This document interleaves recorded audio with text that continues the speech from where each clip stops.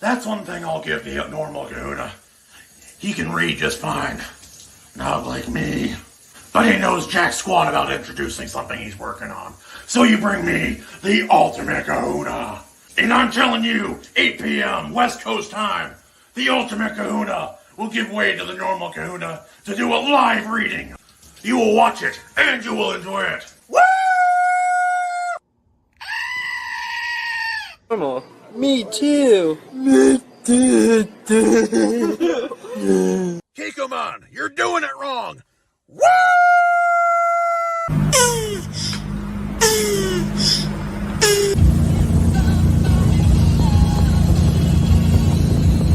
And now it's time for a live reading. Woo! Welcome to the Ultimate Kahuna. We will be reading many stories today, including by Jared Christman, the man behind Midnight in Montgomery with Missouri Breaks, and the upcoming film.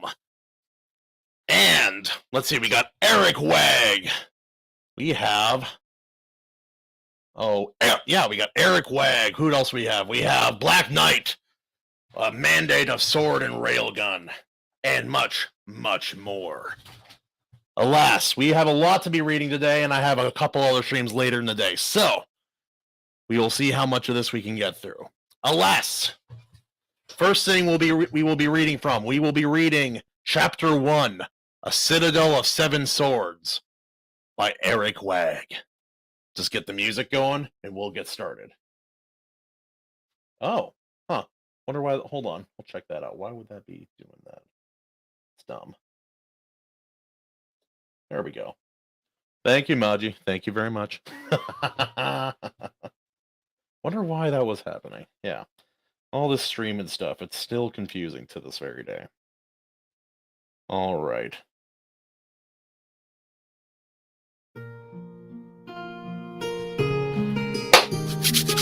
Let's get started.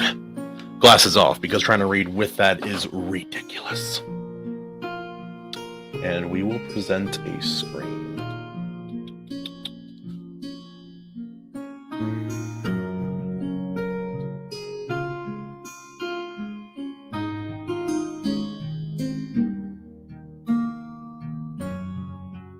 Yeah, why not? Why not? There we go. Chapter 1. The Triersme slid over the skin of the ocean like a knife across flesh. A massive straw-headed man pulled at an oar with shackled hands. The man beside him struggled to grasp the oar and keep pace to the beat of a drum. His head dipped low, his breath ragged. The muscular giant guessed the man had a broken rib or two. "Keep up, you fool," he said, his eyes incongruously benign, set in his wolfish face. "These bastards will fling you overboard if they think you are of no use." The injured man had not spoken yet. The mood under the deck of the slaver ship was grim, despite the bright lances of sunlight stabbing in through the wide oar ports. The man glanced at the giant with tired eyes, and spoke with a voice like dry reeds. "I fear you are right, Northerner. I am Marus. What are you called?" "Scarday," the giant said. "Just keep your hands light on the oar." Scarday could keep the pace alone. He pulled the oar with twice the power of any of the 100 or so sweaty-backed slaves. The stock of men rowing was varied. Scarday had time to study them one by one, even those close behind him, as short breaks allowed. Most were men of the southern shores, but many, like Scarday, bore the posture, build, and scars of fighting men.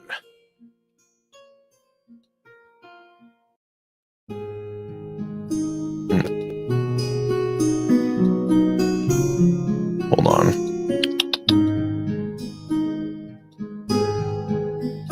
Oh no, is that all that? Okay, let's see here. Yeah, the rest of Eric's link isn't working, unfortunately, so we will have to forego reading any more of his story for now, unfortunately. Alas, now I'll read a sample from a book by Jared Christman, as he's known on Twitter and YouTube. Or the lead from Missouri Briggs. Alas, I will be reading his story, which I believe is a Western.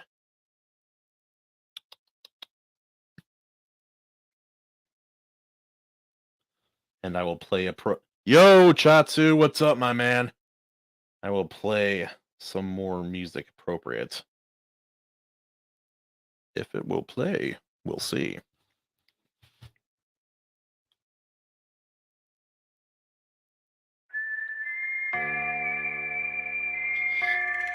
Inferno 3, The Shadow Alliance.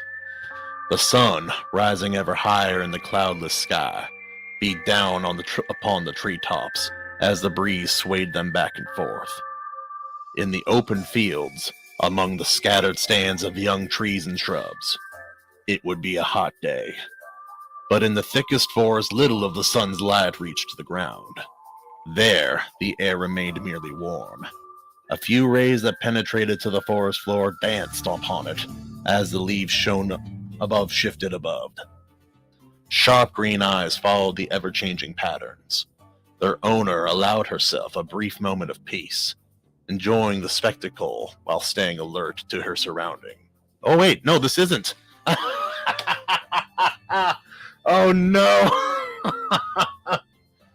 I will be reading Jared Christman's story, but this is not his. Oh no, I knew I'd. Oh, that's such a good mistake. I'm so sorry, guys. He can't keep getting away from this, John A. Douglas says. How's everybody doing? Oh, that's so bad, dude. I made such a good mistake. Holy smokes. Okay, let's see where his is.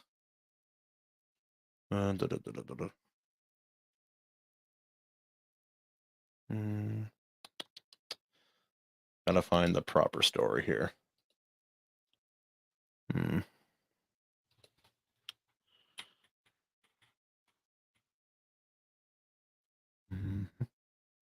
we go.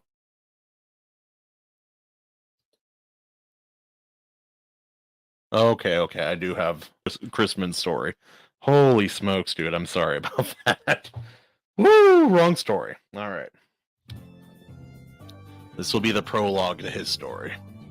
The morning above the bustling street seemed filled to the brim with a bouquet of aromas that sent to the corners of her mouth into an unbidden smile.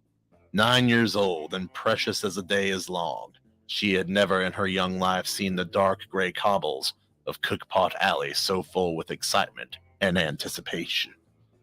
Not a dusty, dirty street filled with merchants and urchins, swamps and travelers, nor a dark and shady street filled with rogues and unsavory folk either. Cookpot Alley was a beacon to anyone with a hint of an appetite and a fancy for nicer things. Further south, from all the taverns and breweries, the food merchants of every sort busied themselves with preparations for what everyone claimed would be the grandest festival the city had ever seen. For Jalicia, the one fragrance that called to her the loudest from amongst the wonderful chorus of smells came from the baker Cecilio's shop on the corner of Cookpot Alley and Hill Street. Jalicia giggled to herself as she neared the shop, where the baker stood outside, telling his apprentice all of the mistakes the young lad had made when placing the baskets full of his famous sweet rolls into the wagon.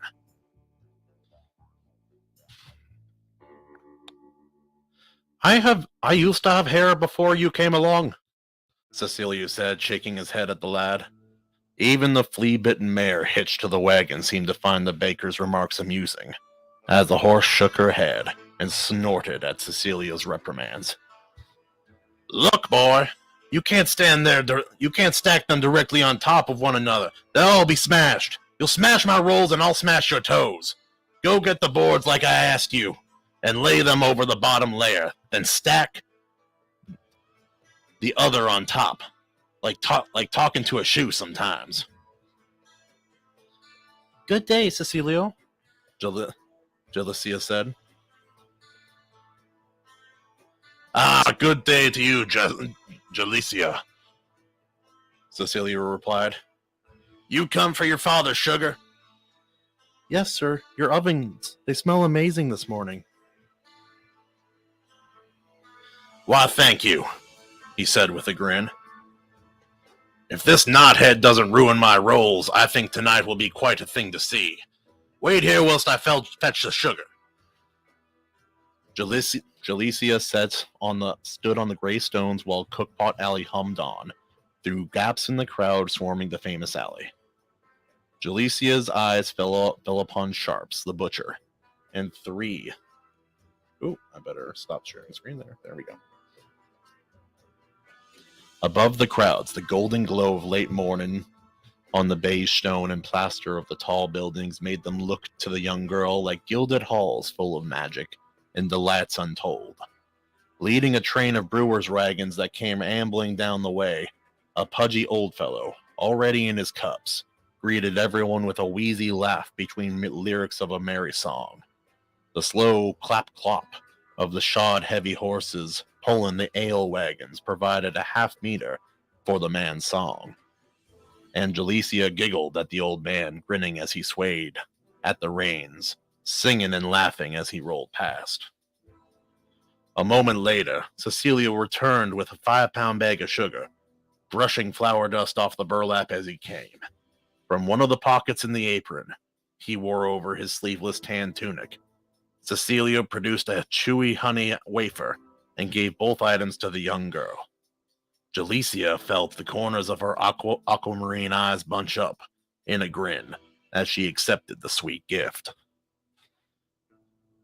Now hurry back to your father, Cecilia said with a smile. Tell him I'll make sure he gets he'll get the stall next to mine for the night. He'll be happy for that. Thank you for telling me. Thanks for the wafer, Jalicia said, then paused as she turned to leave. I hope your rolls don't get smashed before the festival. Ha! Cecilia laughed. You and me both, girl. You and me both. As Jalicia walked away, she could not help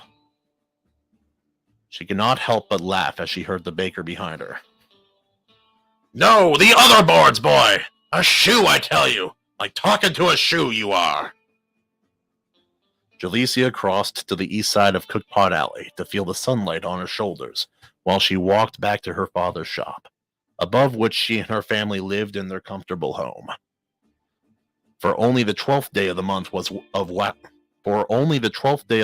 of waxlight, the sun between the shadows of the street felt particularly warm, even for Callus Verlaine. The dark blue of her skirt and kirtle collected the warmth of the spring sunshine as well. And between the sweetness of the honey wafer and the pleasantly warm sunlight, the excitement of the city, Jalicia's steps found an extra spring, for she was convinced the day would, indeed, be the greatest day of her life.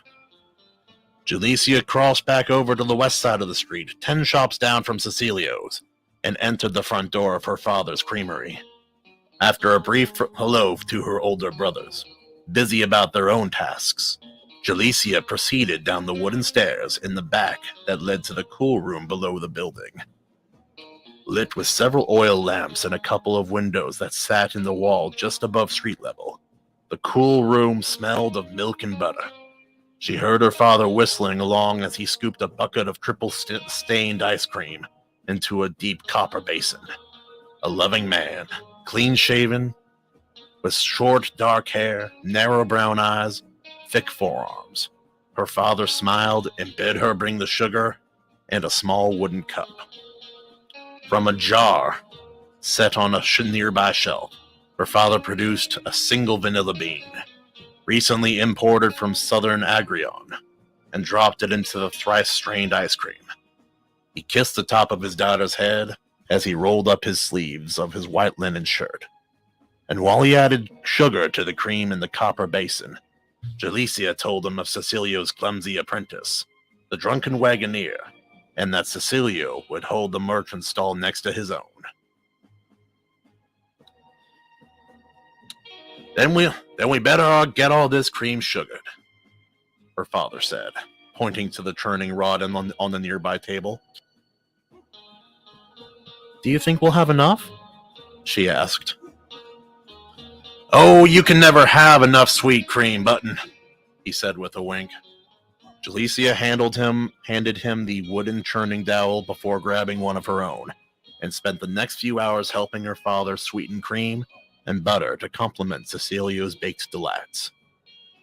After a quick bowl of oats and barley with sweetened apples and cream, Jalicia and her 2 older brothers loaded their father's wagon with 3 milk buckets full of honey, sweetened butter, and 4 3-gallon copper pots full of rich, sweetened cream beneath wooden lids. The shadows had grown long by then across the city of Calisphilane, the sparkling jewel of the kingdom of Talamath.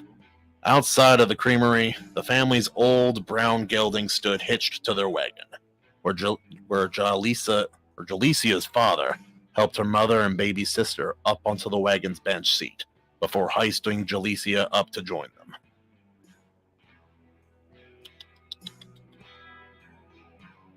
Where'd we go? The wooden boards of their new wagon smelled of cured poplar and creaked a bit as Jalicia lifted about to take her seat. Tonight you'll see the king, her father said with an excited, cheery smile. I hear he's going to bless the whole city from the top of the new tower. Really? She asked. I can't pronounce it properly. Zel, her father began. Kes Taget. Zel Kes Taget. What's that mean? Her oldest brother asked as the wagon lurched forward. That's not common tongue. No, it's the tongue of the king's ancestors, her father said, walking beside the horse with his sons. I heard it means divine scepter. I don't doubt that's true. I don't... Jalicia's mother broke off and said no more. Now, love, her father said with a wink over his shoulders. Let's not have this conversation again. Not on festival day, anyway. Her mother said no more, and Jalicia was far too excited to question why her mother did not share her enthusiasm. As they turned onto Hill Street, a bit further up the narrow street lined with tall and beige buildings, the Creamer's family joined in a throng of people making their way to the northern plaza of Calisphilane. To Jasalisa, it seemed that all, or most of the city's residents, were on their way to the festival. And after all, why would they not be? In celebration of their victory in the Great War, the expansion of the kingdom's domain, and the completion of the new tower above the fortress, King Brelion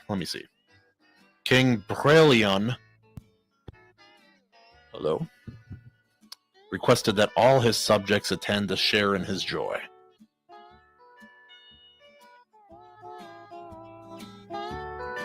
Wrangler, you saying I could talk like God from Bruce Almighty? There's a little God in all of us, if we all just believe. Oh. Yes, Sybil, I agree.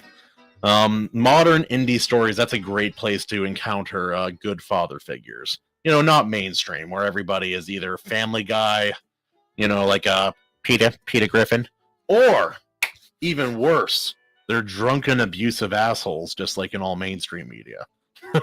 But anyway, back to the story.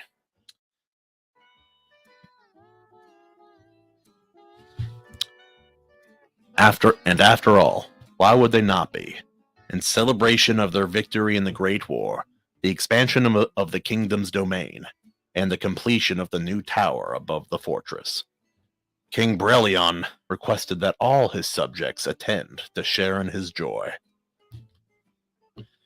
King Brelion had promised a fortnight of feasting and music, of games and sport, and thanksgiving unto the gods for their favor bestowed upon him. The entire city gleamed with decorations in the new colors of the kingdom, black and red of the faith, as King Brelion was known as a very devout man.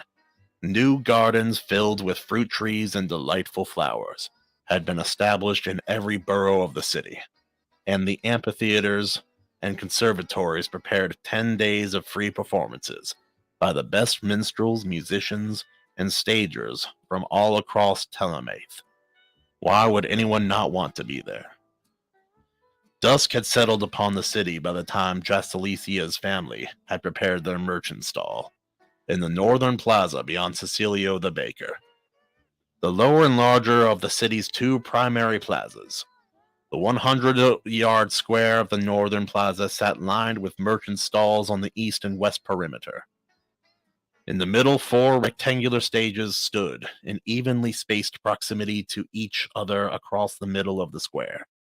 Visible from every corner of the city, the newly completed tower of Zelkeshtiget.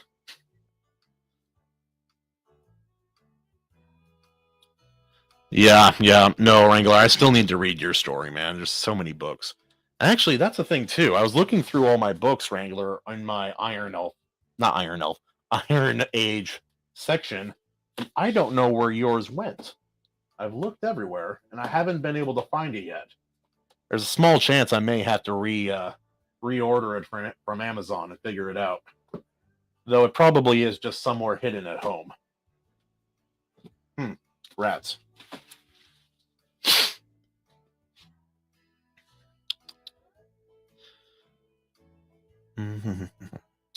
Before long, hundreds of people had become thousands from every walk of life in Callus Villain. She could hear different singers raising songs amongst the milling crowd where merchants, scamps, priests, and nobles alike anticipated the start of a festival. Throughout the crowd, she noticed many pairs of city peacekeepers on patrol, in their bright red capes and black nasal helms. Other groups of city officials went around lighting their braziers and oil lamps as the last of the light of dusk faded to a dim gray above the city, known for her rich beauty and endless bounty. The train of dignitaries and gilded coaches entered the plaza's south end on their way to the southern plaza, another quarter of a mile up the gentle slope below the king's fortress. The finely ornamented teams of horses, shod hooves clopping across the gray cobblestones of the plaza, matched the extravagance of the coaches they pulled. The coach at the fore of the train, pulled by a 4-horse team of matching white geldings, stopped before exiting, and a finely dressed nobleman in the coach stood to address the people near him. From her father's stall, Jalicia was too far away to hear what the nobleman said, but gathered it must have been favorable, given the cheers and applause that rippled across the plaza thereafter. Strings and singers, flutes and drums, all piped off for the jugglers and dancers to the cheers of the ever-growing crowd, as a night full of promise and wonder fell over Calasphilane. Whenever Jalicia's father intervened on her behalf against her mother's wishes, and gave her leave in coin to fetch some pork from the sharp butcher's stall, Jalicia nearly squealed as she darted off into the crowd. At the fore of her mind were the painted men juggling torches on one of the middle platforms. The wonderful hum of people and music in the plaza had wound Jalicia so tight she could hardly stand still while the butcher twisted a few slices of razor-thin cured pork onto the skewer. She tossed the butcher one of the halfpence coppers her father gave her, and was already off into the crowd before the man caught the coin. She ducked under a basket of fresh bread from one of the food vendors, and while the woman carrying the bread laughed at her to take care, the bread smelled as heavenly as the salt-cured pork tasted. But Jalicia could not be bothered by a loaf. She had more interesting things in mind. I agree, Wrangler. I need to find out where your book is. It's probably at my house somewhere, but I have no idea where. I think that's the problem with having too many books. Better than me. I've tried to read The Wheel of Time, book 1, several times. First time, I misplaced it. The second time, my dog literally ripped the book in half. Most people gathered in the plaza were full of smiles and laughter. Nearly all were either eating or drinking some of the festival's indulgences. And the music the minstrels played for the jugglers would not allow Jalicia's feet to be still. Gasps and cheers in equal measure erupted from the growing cluster of people who stood captivated by the jugglers tossing their spinning, lit torches through the air. The bald men with their bare and muscular torsos painted blue and gold, my kind of people, the old kingdom colors, tossed their torches from hand to hand, as much as to one another, adding a torch here, subtracting a torch there. The sound of fire whipping through the air thrummed with nearly the same note as the strings of the drum. Whose sprightly tune provided the meter for the burning performance. The arc of the spinning torches lifted higher and higher above the stage, with a wondrous thrum and the lavish fragrance of imported frankincense and agarwood oil. More cheers went up when a woman in a flowing skirt of golden silk and a matching sleeveless shirt came to stand beneath the arch of flying torches. Her thick, dark hair was bound in golden rings and hung down behind her nearly to her waist. Her frame seemed strong and graceful, and her face was full of mystery, with a thin upper lip perched upon a plump bottom lip. Interesting. Both painted dark red, below the dark painted eyes of brilliant blue hazel that glowed with dancing fire. Jalicia's own little eyes widened with delight, for she had not noticed the woman on the carriage carried a staff that she held aloft to the burning arc of spinning torches. When one end of the woman's staff burst into flames, she spun the other end around, and quick as a cat, the other end cackled into fragrant fire. With a sweeping backstep, the woman in the golden silk twirled her flaming staff between the two painted men and began to throw her body and the burning staff through arches and twists, lunges and spins, which sent up boisterous cheers from the delighted crowd. One by one, the torches came down. The tempo slowed, and when at last only 4 torches and the flaming staff remained, the painted men and woman in gold sprang backwards into the air with twisting flips, catching all of their fiery things, whereupon they landed with a flourish and a bow. The crowd below cheered all the more loudly as the jugglers bowed again and again, blowing kisses to them. Not wishing to make her mother overcross, Jalicia weaved through the burgeoning masses, making her way to her family's creamery stall.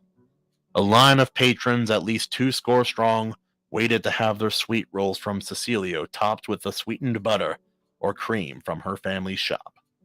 Her father and eldest brother merrily thanked their patrons and dolloped their baked goods with the creamery of their choice, while the youngest of Jalicia's brothers put all the coin in the lockbox below the countertop. When her family noticed she had returned, he winked at her with a wide grin. "Would you fed us another pot of sweet cream, love?" "Yes, Papa," she said with a smile, and wiggled through more people. Jalicia inched her way between their stall and Cecilio's, to where her mother sat with her baby sister in the wagon. Jalicia held her baby sister so her mother could lower the second copper pot of cream from the high wagon bed. When her mother climbed back to the bench and retrieved the baby, back from Jalicia, she asked if the jugglers were enjoyable. After a wide-eyed and excited retelling of the blue and gold painted men tossing torches above a woman dancing with a flaming staff, her mother finally laughed, and the smile on her face warmed Jalicia's heart. "That sounds wonderful, Button," her mother said. "Did you see any of your friends?" "Not yet, but there's so many people here," Jalicia said. "Take care that you don't get lost in the crowd. Make sure you come back to me when the king appears, yes?" "Yes, Mama, I will." "That's my Button," her mother smiled. "Best get that cream to your father's now." After Jalicia hauled the sweet cream through the back of her family stall, her father gave her leave to go see more of the sights that so obviously captivated her own mind. Maji, I feel that too. I feel that too. Anthony Rotonelli. How are you doing, my friend? Thanks for being here, man. I really appreciate it. I hope everybody likes these kind of streams. I feel it's a good way for both me and others to explore various different stories. And also, the longer I read the story, the stronger sense I'm getting that maybe this is a fantasy story and not a Western story, which is just great. Holy smokes. But to be fair, I had about 36 submissions for stories that people wanted me to read. And so if I make a mistake here and there, please forgive me. I'll make it as enjoyable as I can.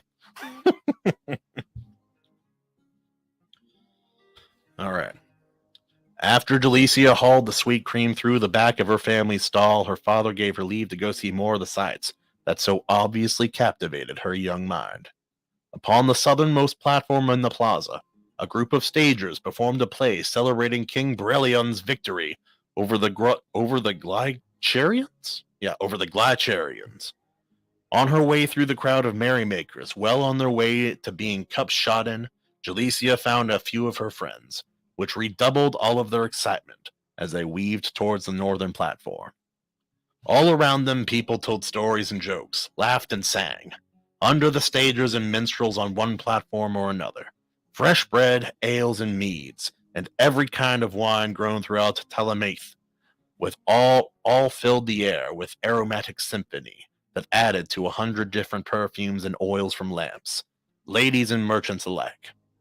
Here and there, other performers around the plaza, who had not been slotted for the stages, were busy enthralling their own audiences from among the larger assemblage.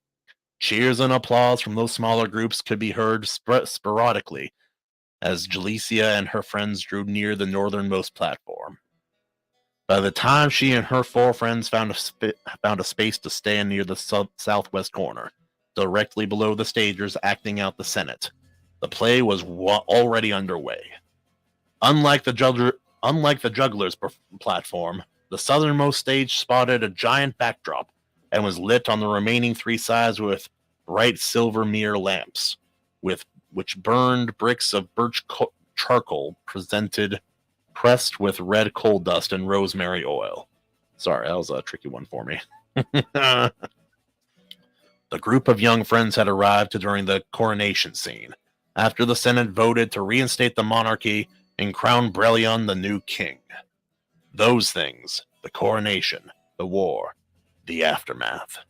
All of that was before Jalicia was born, and as such, she and her friends were impatient to see the scene of the king returning to Calis Ladric in victory. Before the triumphant return scene, they watched with wide and eager eyes through the various stages of King Brellion's mighty feats during the war. Jalicia felt an odd sensation in her belly and a tingling across the back of her neck. When the stagers acted out the scene depicting the old gods she did not know, giving Brellion control of and authority over creatures of darkness that she did not understand. The great wolves appeared noble in their shiny armor and black satin capes, but something about them sat ill in the creamer's daughter. The pretend grave-faced effects were presented as though virtuous, but Jalicia felt her insides recoiling at their presence.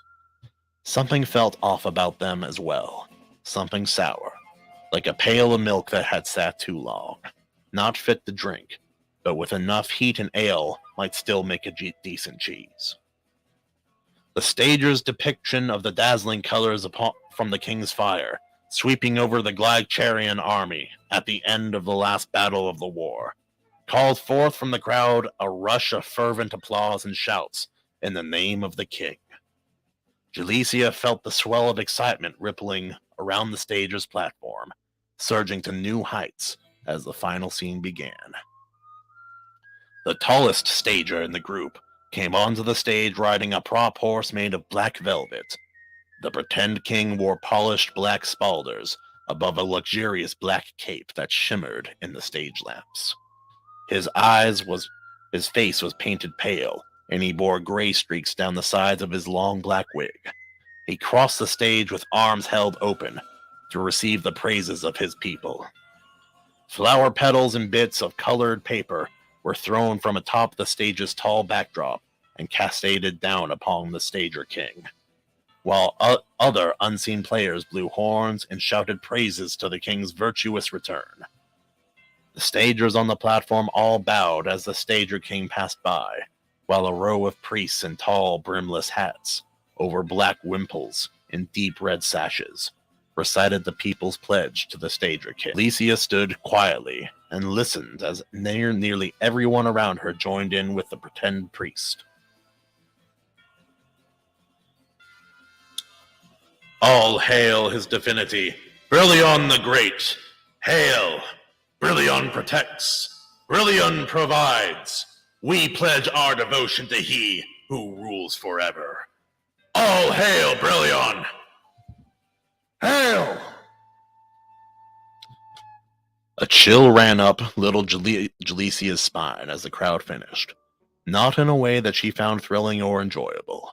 Not in the way it did when she jumped from the ledges at Spruce Lake with her brothers the summer prior. No, this chill was something she did not understand, and did not enjoy in the slightest. When the stage priest finished, the minstrels below the platform struck up a triumphant tune as the stagers took a bow to the exuberant cheers of their audience. Jalicia did not wish to miss out on any other wonderful attractions on the plaza, and so shook off her uneasy feelings as she gathered up her friends and rushed them off to one of the middle stages. The drama unfolding on the nearest stage held no appeal to either Jalicia nor any of her friends, prompting them on to the second middle stage, where another large crush of laughing people gathered. Jalicia's wide eyes, even wider grin, could barely believe what she witnessed on the stage, where all the laughter came from. A huge man with a long red hair and beard, a green shirt under a dark red waistcoat, above dark green trousers tucked into black leather boots, stood telling jokes to an enormous brown bear sitting beside him, wearing a matching red waistcoat. The great brown bear disagreed with everything the man said, shaking his head no when the man desired a yes, and yes when the man clearly desired a no. When asked if the red-haired man would throw himself into the north fork of the Talaeadane River, which flowed white and thunderous beyond the city wall, the great brown bear stood on its hind legs and clapped his massive front paws in approval. Not unlike me. The bear's huge paws clacked together as he and the crowd applauded on. When the red-haired man in the dark red waistcoat feigned offense at the bear's opinion, the bear toppled over onto his wide back, holding on to its round fur belly as it laughed in bear speak, shaking its giant head. Jalicia and her friends laughed and cheered with delight as the bear seemed to seek amends and stood up to give the red-haired man a giant bear hug. Whoa, hey there. Can I adjust that? Might be my fault. There we go. Jalicia turned to ask her friends where they should go next, but before anyone could agree upon which sight to see, a trumpet rang out clear and crisp from somewhere above the plaza. With her mother's words recoiled in her thoughts by the addition of many, many more trumpets from many different places, all championing their fanfare.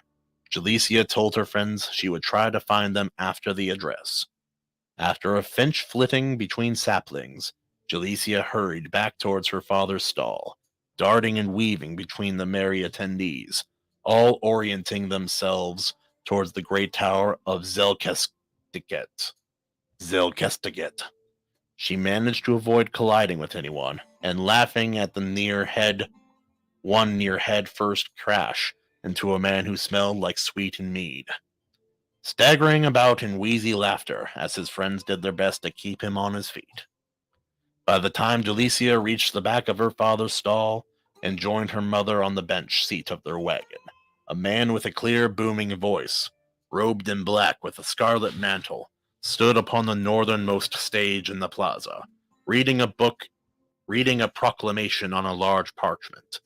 She tried to remember the office signified by the man's robes, but was too distracted by the spectacle to recall.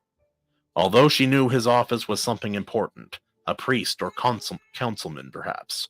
Jalecia could only hear half the man's words, but she assumed they must have been important, for a respectful hush had fallen upon the plaza as he spoke. Her father climbed over the counter of the stall, and stood upon which her brothers stood, flanking him. Her baby sister, 8 months old and bald as a ripe plum, laid cooing softly in her mother's arms as she readied to nurse. Jalecia caressed her baby sister's silk smooth cheek with the back of her fingers and spoke lovingly with a wide smile, as the baby flailed her arms and returned a toothless grin, framed by paralyzingly adorable dimples.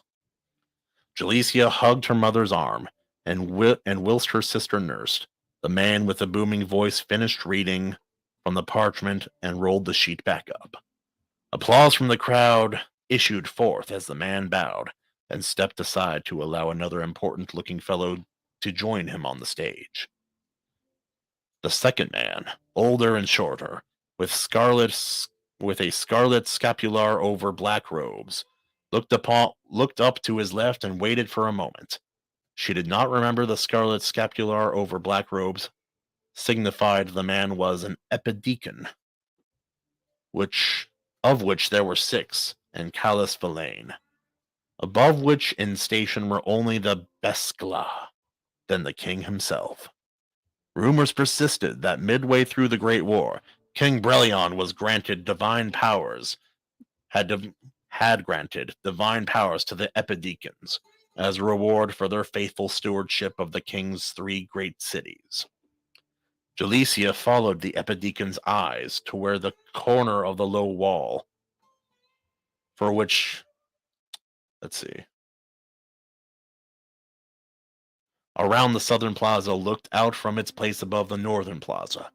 Half a moment later, a man appeared there, waving a torch, which must have been a signal for which the epideacon waited. The man in the black robes and the scarlet scapular raised his hands, and the crowd went silent and still again. An unpleasant tingle ran across the back of Jalecia's neck, and the man's unworldly loud voice seemed to reach across the entire plaza. In her ears, the man in the black robes and scarlet scapular sounded as though he stood right beside her, the feeling of which did not sit well. "Citizens of Callus Villain," he began. "Children of Telemath, subjects of Brahonia, behold the goodness of our king, Brelion the Divine." Victorious applause erupted from the assembly, and the random shouts turned into a thunderous chant from the people in the plaza. "Hail, King Brelion! Hail, King Brelion! Long live the king! Hail, King Brelion! Long live the king!" Over and over and over, the chant continued until the smiling epideacon raised his hands once more, whereupon the chant dissolved into cheers and applause before all fell quiet again. "Blessed are we who bear witness to this day," he said. "For today, Brelion, the aegis and devout, consecrates unto himself not only this tower of Zelkestiget, but this city, the most splendid city ever conceived by man, our home, Callus Villain." The roars of peers and applause that echoed across the city dripped with zeal like a ripe peach in a cider press. Thrice in half a moment, Jalecia's shoulders rippled with goose flesh. Thrice over, she knew not what to think. The man in the scarlet scapular spoke with such passion and eloquence that Jalecia felt as though she ought to render applause, as did the rest of the crowd. After all, the whole city turned out for this momentous occasion, and the whole city could not be wrong, could they? Yet, beside her on the bench seat of their wagon, Jalecia's mother wore a concerned expression on her face, and the little creamer's daughter could not understand why. Another long moment of cheering, the epideacon looked up to the southern plaza again, where another waving torch appeared. Upon seeing the torch, he raised his hands to silence the crowd. When they obliged, he spoke once more. "From this day forth," he said, "our beautiful city of Calisphilane will forever be set apart, not just in Talamath, but across the whole of this empire, and even unto the ends of the world, as a seat of Brillian the Divine's eternal domain.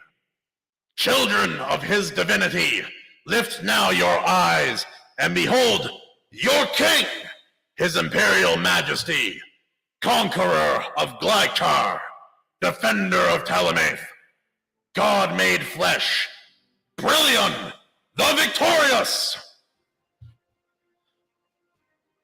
To Jasalisa, the world seemed to erupt in a triumphant fanfare. Blown from every horn, rung from every bell, and beat from every drum in all of Calisphilane. The louder than the loudest sound she could recall, ringing from everywhere all at once. The music announcing King Brellion's appearance shook the plaza, sending redoubled chills and gooseflesh over Jalicia's neck and shoulders. The curtains of flower petals of every kind and color cascaded from the top atop the fortress walls and rode upon the fragrant breeze across the northern plaza. Fireworks from somewhere within the fortress walls whizzed into the air and thundered into bursts of blazing red and orange. The roar of the adoring assembly rose to match the symphony of bells and trumpets, and Jalicia's wide-eyed awe and wonder brought her hand to cover her open mouth, absent of her will to do so. Never before had she seen or heard such a thing. Her stomach fluttered and her heartbeat quickened as the pageantry of the moment threatened to sweep her away.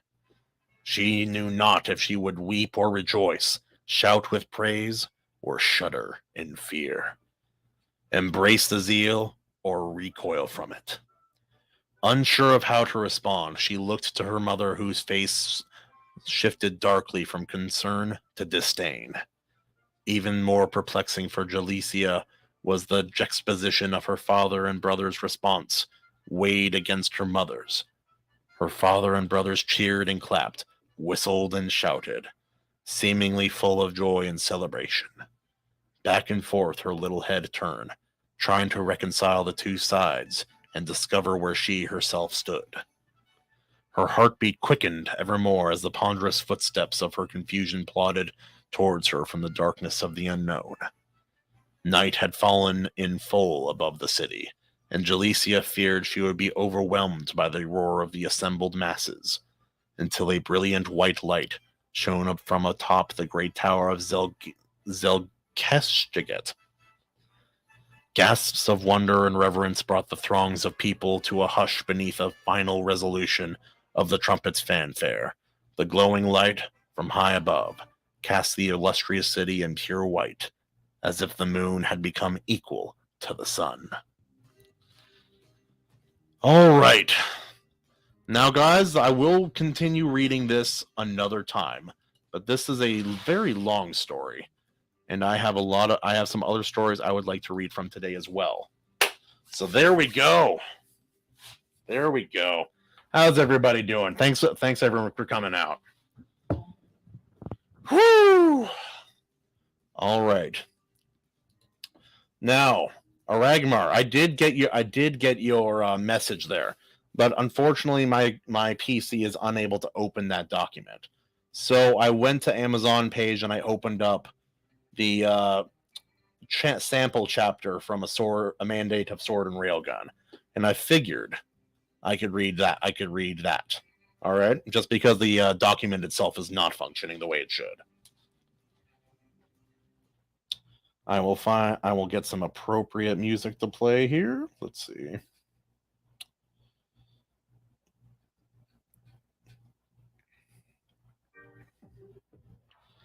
There we go. You know, we're reading Star Shatter. Might as well play some appropriate music. All right. This will be part 1, named Explorers: Secrets of the Dead, by a mandate of Sword and Railgun, a book written by Black Knight. Thus, after examining the historical sources and factual evidence, actually, I'll see if I can present this as well. Let's see. Boom. There we go. There we go.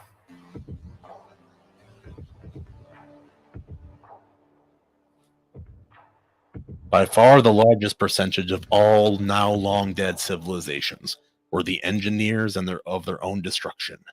Calmly, yet soberly stated the voice coming from the hollow, projected on the ship's bridge. 4 youths and their teacher, the teens carefully listening, and their own mentor, observing the reaction. The teacher's starship, the FSS Goblin, was currently en route to one long-dead planet, and everyone could barely contain their emotions. Not because they were hoping to find treasure. No.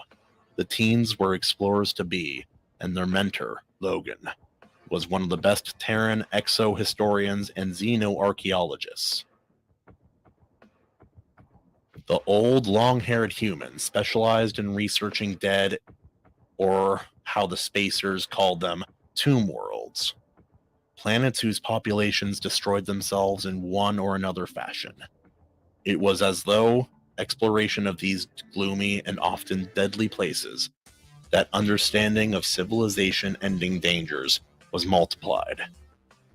Humans said that those who fail to learn from history are doomed to repeat it. Yet, in cases like this, there was no repetition.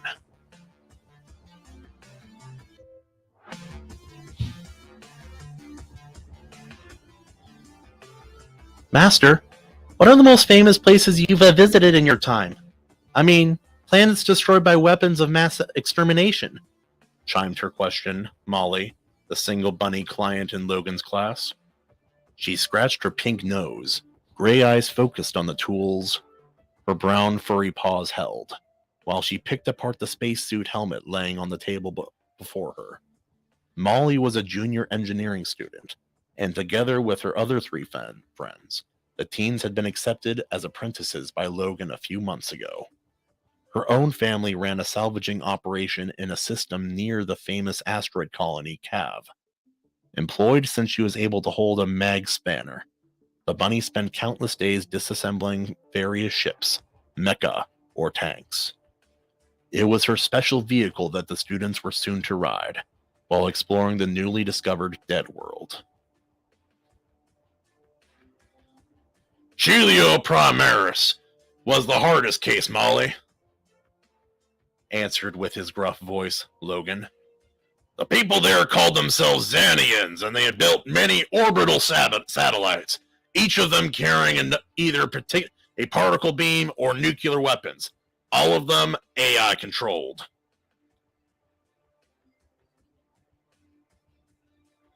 I'm amazed how naive people are, Master, almost angrily stated another student of Logan's. Teal was a teen from Luna Colony. His albino features strikingly accentuated the dim, colorful reflections from the bridge console lights. Tall, athletic, incredibly aware of his surroundings. The Luna-born human had so far been training to become a scout. Multiple Force recon teams all across the fringe border would practically kill for such a young, promising man like him to be a part of their ranks. While they listened to the hollow, Teal tweaked his advanced PDA, equipped with a hacking station. The state-of-the-art device was one of a kind. Just as all scouts, the young man was also a good computer specialist and ops station certified, capable of operating scanning equipment with great aptitude. Well now, you know that certain people will always end like that, Teal. Generally, lazy, greedy, and overall stupid sentients are drawn to creating AI slaves, calmly answered him Logan, and slid another hollow file from his PDA to the projector. Now, Could anyone tell me what is the life expectancy of those who remained alive, hiding in some bunker or whatever underground complex they were able to reach? How about you, Woo?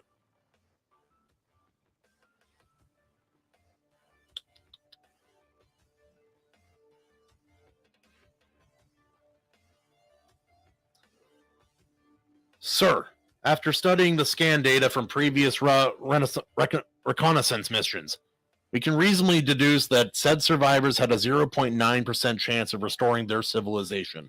Otherwise, these unfortunate sentients have about 1, maybe 2 standard star centuries left.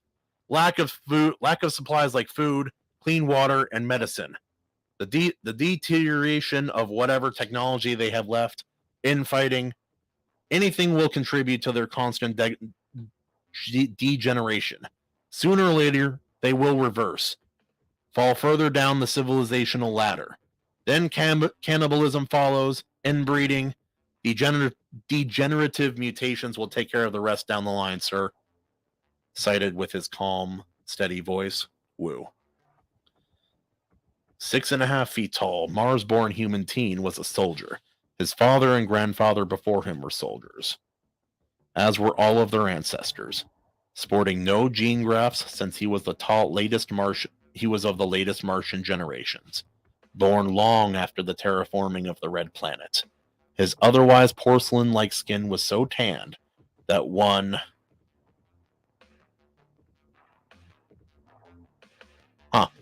might be a spelling mistake. Was so tanned that one might think Wu was not of pure Asian descent. Drilled to perfection, the incredibly dedicated young man had already taken the test to become a frontline trooper. While he spoke, Wu stood up at attention, hands beneath his back, even saluting his teacher by hitting his chest with a clenched fist. Next to his seat lay a Japanese-made assault rifle, the Arisaka Z-10, loaded with a fresh power pack. He'd been carrying her around the ship strapped to his back. Just in case, the Martian always stated, whenever one of his fellow students or master inquired. Mary, what does the medical data say? What danger might lurk on a tomb world destroyed in such a way? Logan asked his last, but not least, pupil. The bulky, tough-looking female gorilla sported her usual smile as she slid a couple of her own hollow files from an elaborate-looking, high-quality medical tablet. The thing she had linked to her PDA via physical cable and carried everywhere, constantly updating one or another file. Ooh, careful, Katsu. Yo, Timo! What up? And Pritchard Pub, check it out. Alright, back to the story. Her home was the recently terraformed but previously desert colony of Burr, which had a sizable gorilla population. Mary was a well-trained medic, and despite being a teen, the young client had already taken in multiple colonial militia operations and saved at least a dozen or so lives. Something the brown-furred gorilla constantly lamented was she never got a chance of killing even one enemy soldier.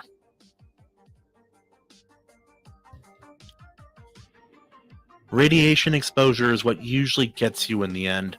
I mean, many of these places are rife with mutated war viruses, nasty chemical weapons, and some even war beasts. An old instructor recommendation was to stay safe, dress well, and keep your backpack stocked with anti-rad meds, meaning your suit should be NBC reinforced, life support system augmented, and at least one of your buddies nearby, a doctor. The guns you carry, of course, are a mandatory piece of equipment in case you meet the dead. Indeed. She was adamant in her instruction, for she said, the dead guard their secrets well. Make sure not to join them. She tapped into the bulky gyro-dret snub gun strapped to her thigh. Logan nodded, after gracing his pupils with a smile, and activated the hollow file he uploaded earlier. He already checked his ship's navigational controls. They had at least a day or so before their final destination was in scanning range. This is a comparison between different orbital and interplanetary weapons of mass extermination. Oh, wait. Oh, no. I thought it was Logan talking.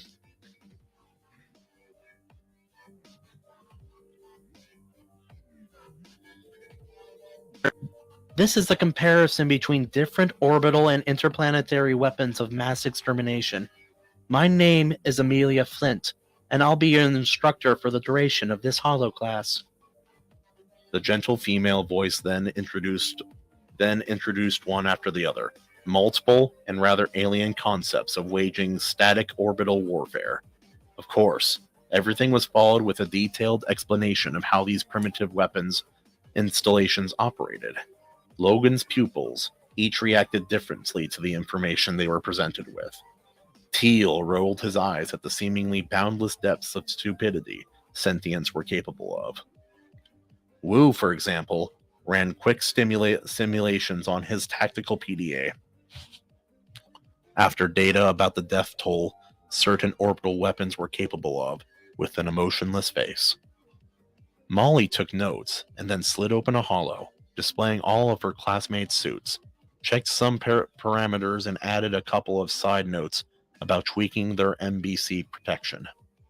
Mary, seemingly uninterested by weapon power output, range, or beam dispersion, instead ran an inventory, ordering her medical drone to check each of her classmates' medical supplies. Her own, a very sizable medical pack the gorilla had leaning next to the chair she sat in. Just like Wu, the medic did not like the idea of leaving her best tools and supplies somewhere, away from her in case of an emergency. They spent the next 3 hours soaking more in more information, and then their teachers sent them to rest. During their sleep cycle, when everyone dreamt of their homes, friends, or loved ones. There we go. Logan examined the data pack, which he had received prior to accepting the exploration contract. Linked to him by the CM, Colonial Militia, commander of Apple Crate, Maj Ilya Strong. His job was to determine the Tomb World's danger rating. Upon completion, he and his pupils would receive a sizable reward in both credits and prototype equipment. It was a preliminary study, not a full-blown exploration. That is why he accepted it. Logan was not willing to put any apprentice of his, no matter how capable they were, in danger's maw. They were to roll around, travel the full length of the planet's main continent for a month or so, and then come back. No bunker or underground base delving. No mutant extermination.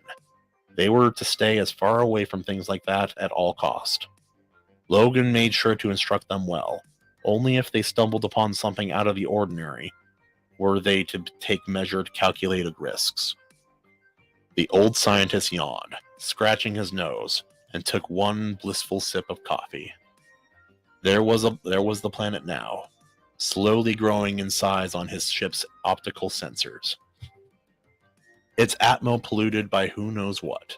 Even from this range, his trained, experienced sight could pick up the large debris of an orbital installation, drifting, pieces of it falling, plummeting towards the planet's surface.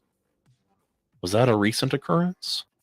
The initial report from Apple Crate's data pack did not include this, and Logan's free hand danced over the controls of his ship's sensors. Soon his pupils would wake up and begin the operation. He had to be there. He had to be sure there was nothing dangerous on their descent trajectory. Falling debris could be evaded. Weapons fire from a long-forgotten defense satellite too. He hoped that their exploration expedition was the only one in these parts. For if the Tazarian Empire had sent a beige team, he was canceling. It wasn't in his contract to deal with the shitbloods, narcos, or clanners. Certainly, the Tazarian beige teams were nothing but plunderers. Pirate clans only scouted planets like this with the purpose of building secret bases there, and the narcos. They sometimes chose the most prospective tomb worlds to build their drug plantations. Logan sighed, drank the rest of his coffee, and replotted his ship's course, with the intention of hiding inside the debris. The FSS Goblin gently careened to the side. Its engines puffed small strains of drive plasma. The hull soon bounced off tiny pieces of metal. After a few hours, when his apprentices woke up, the Goblin drifted seemingly aimlessly, shrouded by leftover gas, frozen liquid, and scrap. Indeed, to the casual observer, his dropship-sized craft looked very much like it had always been part of this debris field. Turning in his chair, Logan looked at his pupils, who were all wearing their suits, carried full packs of supplies and equipment. Every single of their weapons was loaded, spare power packs, grenades, or metasprays mag-locked on their belts. Hands crossed before his chest, the teacher stated, "Welcome, everyone, to System ODGD-708. What you see before you is the planet we know as Ogod Secundus. Yet far from the initial scans of these debris, the locals name it DAF. Are you prepared to explore their home? Learn how these Daffians killed themselves, my most capable apprentices."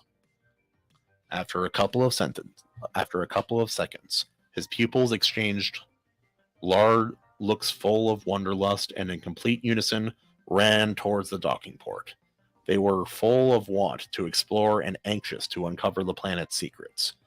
This is why people like them trained to become Tomb World explorers, that they too wanted to make sure their people did not end up like these unfortunate, or better yet, idiot sentients. And that is part one. Part one of A Mandate of Sword and Railgun by Black Knight. There we go. Oh, only gone for about an hour here. I'll stop sharing the screen and back to this beautiful face. All right. I don't know how you imagined the voices, Aragmar, but I hope it was to your liking, man. I appreciate the opportunity to let me read it. Now, there is a part 2, and I will, with your permission, read it on another writing stream, but I do have a few more stories I would like to get to tonight. But thank you so much for letting me read it. It's been an honor. Now, let's see.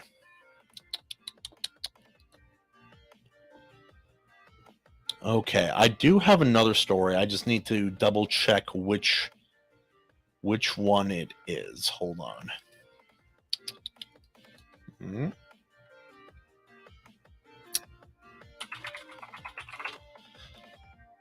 Oh, wait, that's not right. Let's try that again. There we go. Okay, let me see. Look up its name. Inferno.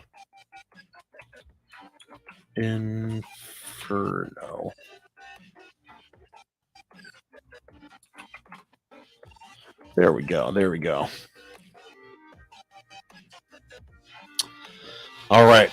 Now what I will be reading is, I believe, from a fantasy story. Oh, go back there.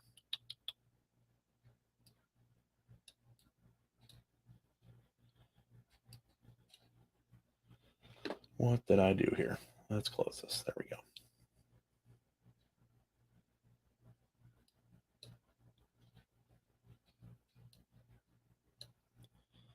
Close that. Now, what I will be reading next is by Kat. What is her name? Where is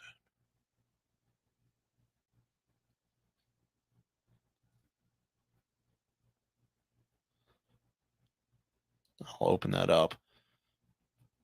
Okay, this will be from book 3 of 4 in the series, Inferno: The Shadow Alliance, by author A. Cat. Turn on some appropriate fantasy music, perhaps, and we're golden. Let's see. Not you. We need some fantasy. How about this? Good night, Aragmar Verlian. Have a good night, man. Thank you so much for the opportunity to read your story. Now, Chapter 1, Inferno 3, The Shadow Alliance, by author A. Cat. I may see about zooming this in just a little bit. Let's see. Nope. The sun, rising ever higher in the cloudless sky, beat down upon the treetops as the breeze swayed them back and forth. In the open fields among scattered stands of young trees and shrubs, it would be a hot day. But in the thickest forest, little of the sun's light reached the ground. There, the air remained merely warm. The few rays that penetrated to the forest floor danced upon it as the leaves above shifted. Sharp green eyes followed the ever-changing patterns, and their owner allowed herself a brief moment of peace, enjoying the spectacle while staying alert to her surroundings. She took her responsibilities no less seriously, but it would do her no good to admit worry or doubt into her mind. It was better to keep steady. Too much emotion could cause her to act at the wrong time, or to keep her from acting, and she could not afford that. Gwyn Alla Ashbow's father had bestowed her with such wisdom in their years together. She had listened well. On this day, she was determined to show it. High above the forest, a falcon knifed through the warm morning air in ever larger circles. It gave a piercing staccato call before it banked left and soared away. The warrior's keen ears picked up on this charismatic pattern. Far off as it was, her hand, which rested on the hilt of her sword, tightened around it. Determined to reach higher ground, she picked up her pace. The frivolity of watching sun dance across the fallen leaves forgotten, Gwyn had grown used to the natural ebb and flow of the teeming wood, having spent her life immersed in its persistent din. But she never took it for granted. A subtle sound was often the first warning of danger, and in the unforgiving wilds, any warning at all was a gift.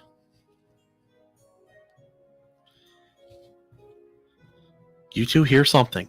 I thought maybe I did, but damn if it ain't hard to tell. Gwyn stuck her chin out and exhaled through her nostrils. There was nothing subtle about the youth who claimed the title of Alex the Brawler. The sound of his voice was not one she welcomed. I definitely read that as her, not as him. Oops. The sound of his voice was not one she welcomed. Still, he had left his home in a land called Roth to follow his companions, the high-born Lady Cassandra and the bounty hunter Moose, in the service of their common goal. For that, she respected him. He also refused to be left behind for their present task, and so, against her counsel, there he was.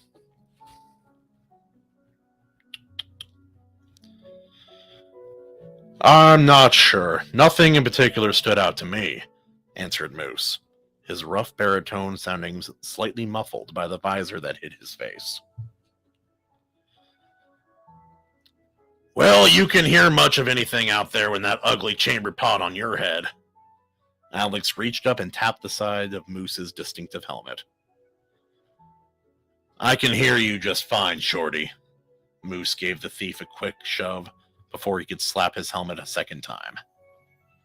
It caused Alex to tumble head over heels back down the hill, spraying leaves and twigs in all directions as he rolled. Gwyn turned around in time to see Alex effortlessly leap to his feet. As she scowled at him from atop the rise, he waved back with a grin. I'm all right. She regarded him through narrowed eyes. You would have done better to break your leg on the spot. If you carry on this way when we are below, you'll be dead before the day is through. Now, take it easy, elf girl, take it easy. I know when to quit messing around. What I don't know, though, is what the hell we're doing here. You haven't said a word about how many of you this is supposed to go down. He's right, Moose said. As he joined Gwyn at the top of the slope, he put his hand on the young woman's shoulder to get her attention. Why don't we take a short break up here? We can strategize and make sure we all understand the plan. She nodded deferentially. Of course, Zeph.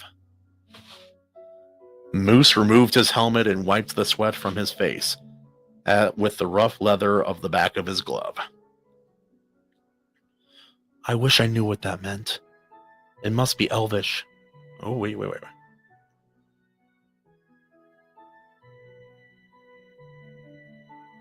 Huh. Okay. I wish I knew what that meant. It must be Elvish. But she doesn't mix Elvish and Versal in any context. I'll ask her later. When Alex joined them, he motioned him closer until the three adventurers stood in the shadow of a tall, thick oak. All right, first things first. How close are we to the entrance to those caves? The one we will use is not far. Gwen removed her bow and her pack, leaning the former against the tree and dropping the latter. She knelt down and began to dig through it as she spoke. It will bring us close to It will bring us close to where you need to go, and the area is rarely patrolled. Alex pulled out one of the twin daggers he carried and began flipping it casually, catching it by the tip each time. You mean there's more than one way to get down there? At least 30 that I know of. I suspect there are more. Having found that what she was searching for in her pack, Gwen stood up and approached Moose, a curved brownish black object in her hand. Hold out your arm, please. There's something I would know about your mail. When the fighter complied, she gathered up a fold of his chainmail shirt, without strong sunlight accentuating the blue sheen of the unusual metal. It took on a duller, greener hue. Gwen prodded the links carefully. Hello. There we go. You were not scratched, were you? No, I don't think so. What is that? Doesn't look like any kind of weapon. It is the fang of a spider. Moose reflexively rubbed his arm where she had hit him. Alex stopped flipping his dagger. Do not be concerned. It is dried and empty of venom. Even if it had pierced you, it would do no harm. But it did not. The corner of her lips hinted us at a smile. So far as the spider is concerned, your chainmail is impenetrable. So far as anything is concerned, I designed it that way. Moose cleared his throat. Since I'm the one in the armor, I should bear the brunt of whatever damage we find. A good idea. I will remain in front. At least at first. If I must deal with a creature ahead of us, you should not mind your flank. We cannot afford to be taken by surprise. You said creature. Is there more than just those Is there more down there than just the spiders? Alex resumed playing with his dagger, turning it idly over his wrist. Whoa, hello. Sorry, had to fix that. Oh, turn that back on. Let's see. There we go.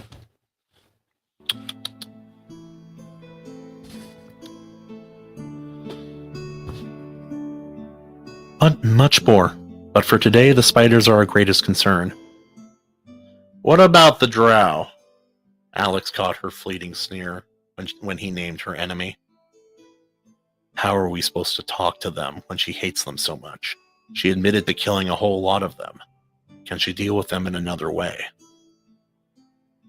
Gwen spat into the dirt and flicked her long green tresses over her shoulder. When you reach their halls, I cannot be with you. I cannot ever let them see me. If they find out I am there, they will stop at nothing to capture and kill me. And if they discover that I was the one who led you to them, they will kill you too. She placed the spider's fang back in her pack and shouldered it once more.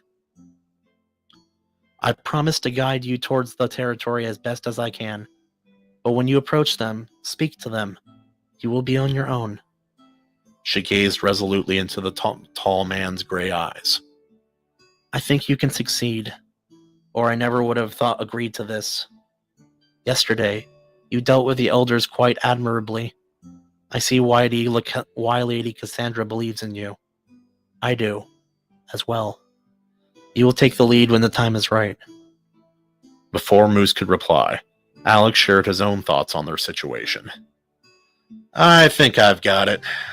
Before we're in Drow Town, we watch each other's backs and hit fast and hard so no critters get the drop on us. But once we get into their territory, we have to play nice. Question is, how are the Drow supposed to know we're there for a chat? They could just cut us down. Sounds like they likely have the numbers to do it without breaking a sweat. This is true, but I will teach you a custom of theirs to improve your chances of being received without harm. Glimpsing Alex as she collected her bow, Gwyn raised a curious eyebrow. How are you doing that? Moose turned, his gaze following Gwyn's to settle on Alex's right hand. Each time the youth opened his hand, his dagger inverted seemingly of its own accord, only to right itself, whereupon he re-gripped it to start anew. Yeah, how are you doing that? Oh, this? Practice is all. I can do lots of stunts with my blades. Used to pick up a little extra money on the streets, getting the merchants to bet I couldn't do something. But you always won? Oh, hello. Sorry. Hell no, I didn't always win. If I messed up the trick, I grabbed the money and ran. No surprise there. Now put those things away. If I know you're playing around with them behind me, I'm going to keep looking over my shoulder. Moose slid his helmet back on over his head with a shunk. It's time to get serious. You've got it. Alex thrust his dagger back into its sheath.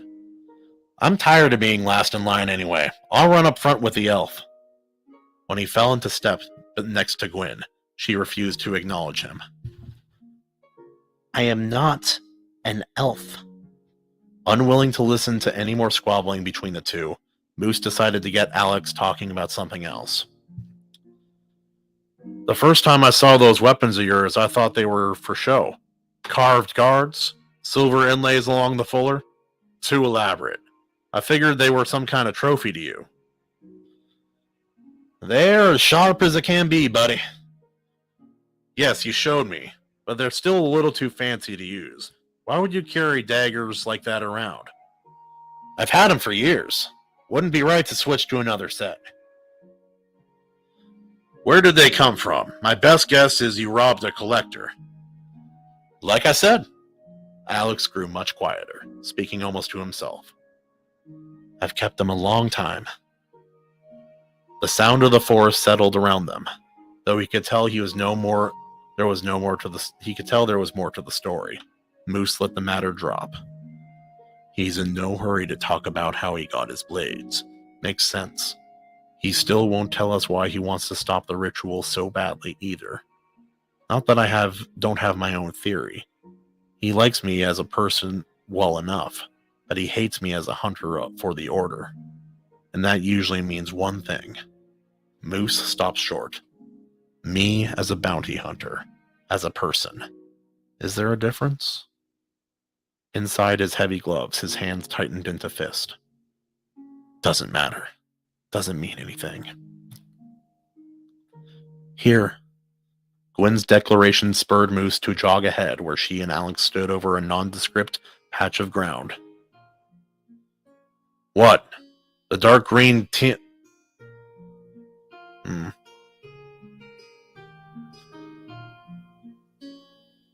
What?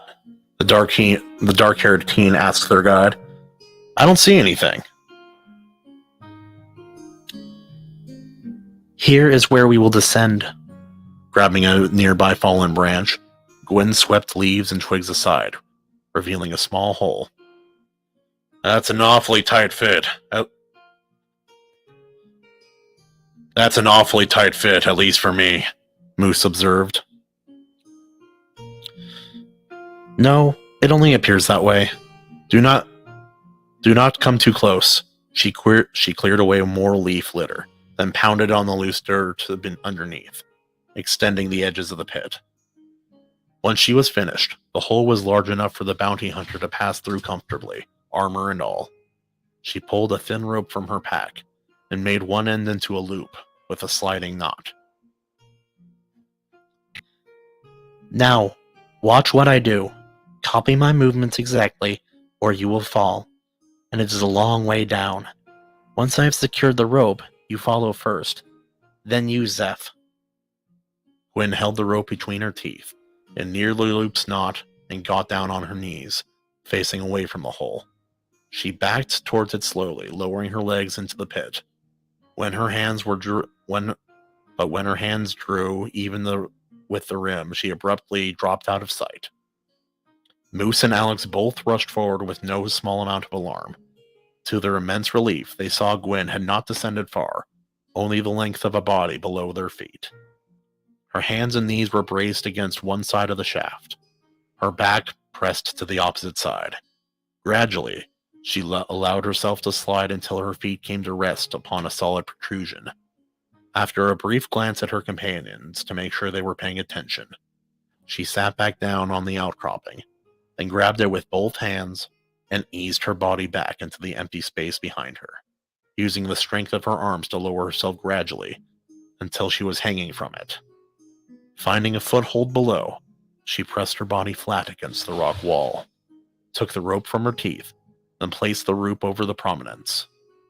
She made sure that it was well anchored before wrapping her legs around it and descending into the darkness. Now? Alex called after her. Yes, now. Take care as you come down the rope.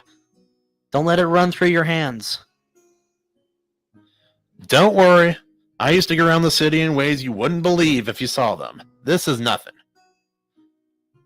Alex followed Gwen's example, reaching the rock outcropping, then the rope, without difficulty and slightly faster than she had. Once he was clear, he whistled up to Moose. Moose checked his equipment one last time to ensure that everything would stay in place. He steeled himself and scrambled down the hole. He navigated the entrance to the pit inelegantly compared to his smaller allies, but soon enough, he managed to get the rope in his grasp. All right, I made it to the line.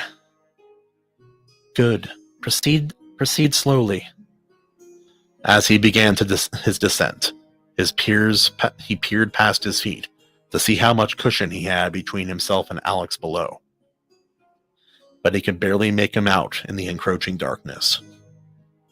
In fact, he could no longer see Gwen at all, the single strand of light from the break in the earth having extinguished itself against the unforgiving wall some distance ahead. Alex reached out a hand to touch cold stone after extending his arms almost completely. The passage had been far more cramped near the top. He wondered whether they were coming into a more open area, but wondering was all he could do, as he found the inky black emptiness disorientating. He gripped the rope a little tighter each time he took a new hold of it, feeling its texture bite into his palm. It distracted him from the growing unease that gnawed at his stomach. The brawler was no stranger to the dark, or to the underground passageways. He had used both to navigate this grand city of Dacian, while living in its indifferent streets. But only monsters of the human sort had ever threatened him there. We getting close to the end? He probed. Having needed her advice to go cautiously, he believed Gwen was further from him than she had been at the beginning. Your rope isn't that long. Yes, but be ready to stop. I would have you wait to dismount until you can light our way. You've got some torches then? There is no need. Moose, listening to their conversations, was curious to discover what she meant. I should be scared out of my wits down here, but I'm not. I have every reason to be afraid. Instead, all I can think about is the chance to see things I never saw before. Didn't Lady Cassandra tell me once that she was excited by novelty as well? Perhaps being around her has... No, it's me. It really is me. I thought it was gone. I guess I ought to feel something about that. Not the best timing. I need to focus. Those two are ready for action, and I'll be damned if I let either of them get hurt because I was in my own head again. Stop! Hold fast to the rope! Alex felt the lines below him slacken as Gwen released it, but he was still blind to his surroundings and could not hear her below. Gwen? Hold. After a pause, there came a series of taps, when a loud crack pierced the air. A flash of greenish light briefly illuminated the chamber, then faded. Several more raps steadied the dim light. Moose and Alex were able to see for the first time since leaving daylight behind. They were hanging in the middle of a large vault. While they did not have far to go to put their feet on solid ground, there wasn't much ground to be had. An abyss yawned from either edge of the narrow stone path, above which they dangled. Instinctively, they each squeezed the rope. Gwyn, on the walkway, returned to the spot where the end of the rope sat in a clump, and held it in place with one foot. Come. Alex shimmied down, but he felt little relief as his bare toes hit the cold rock. He could feel its chills through the cloth wraps that served as his improvised footwear. He took a few tentative steps in the direction from which Gwyn had come back to them, then peeked ahead. The walkway led to a breach in the vault wall.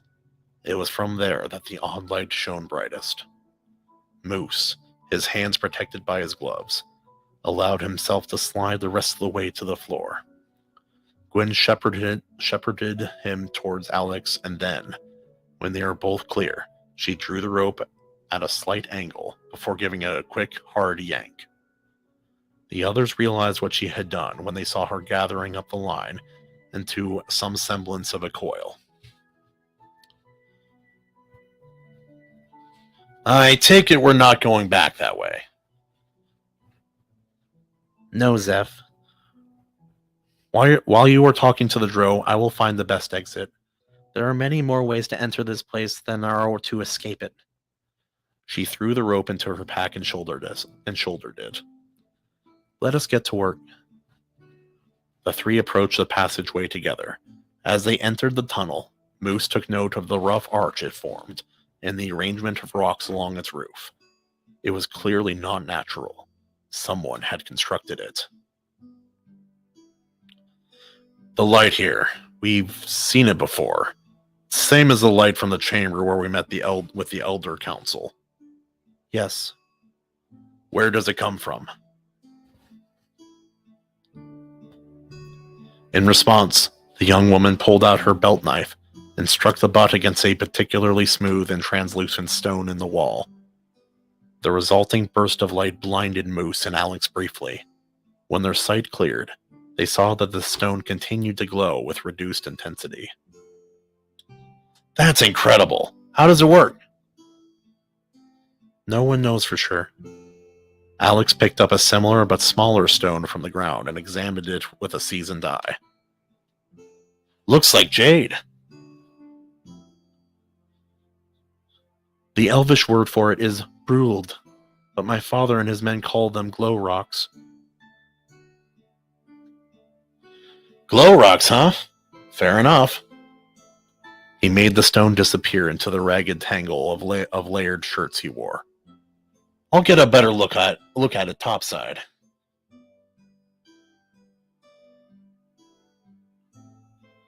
Gwyn looked over her shoulder at him quizzically. What is Zeph Elvish for? Asked Moose, tapping at a glow rock with the end of his club as he passed it. Gwyn looked over her shoulder at him quizzically. It is not Elvish at all. I assumed you would know this word. Moose shook his head.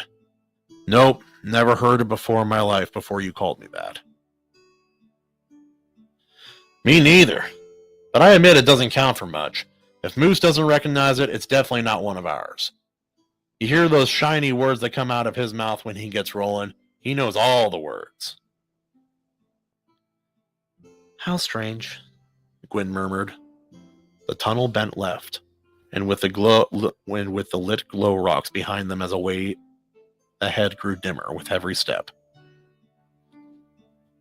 So what does it mean? Explain it another way. I suppose it is akin to captain or commander, but not exactly.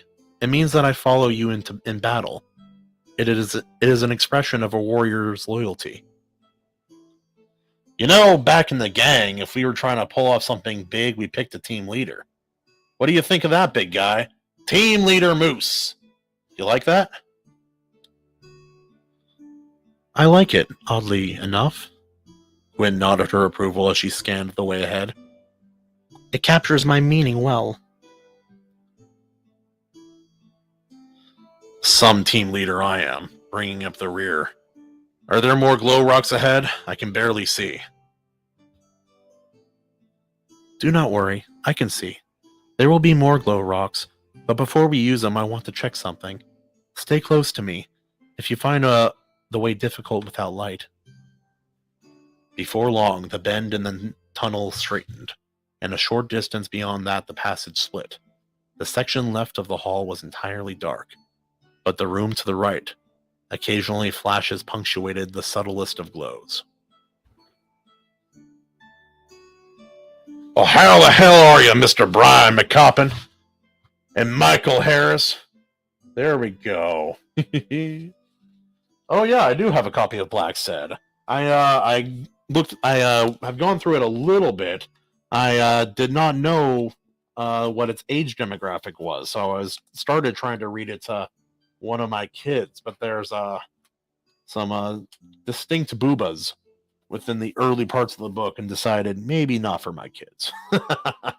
At least not yet. Sup, dudes and lady dudes. Holy smokes, dude. But yeah, no, I got Black Sad. There's another bande dessinée kind of style comic I got here as well. Oko. It's about a fantasy samurai Japan land. But it's done by the French, and it's... Oh, I'll just show you real quick. The art is tremendous. Let me find some examples in here. There we go. I don't know how well you can see it, but every page is like the most high-quality digital art you've ever seen. Got great use of color, great action. Very unique kind of story that draws on Japanese mythology with hints of Western storytelling, floating castles and the like. It's a good book.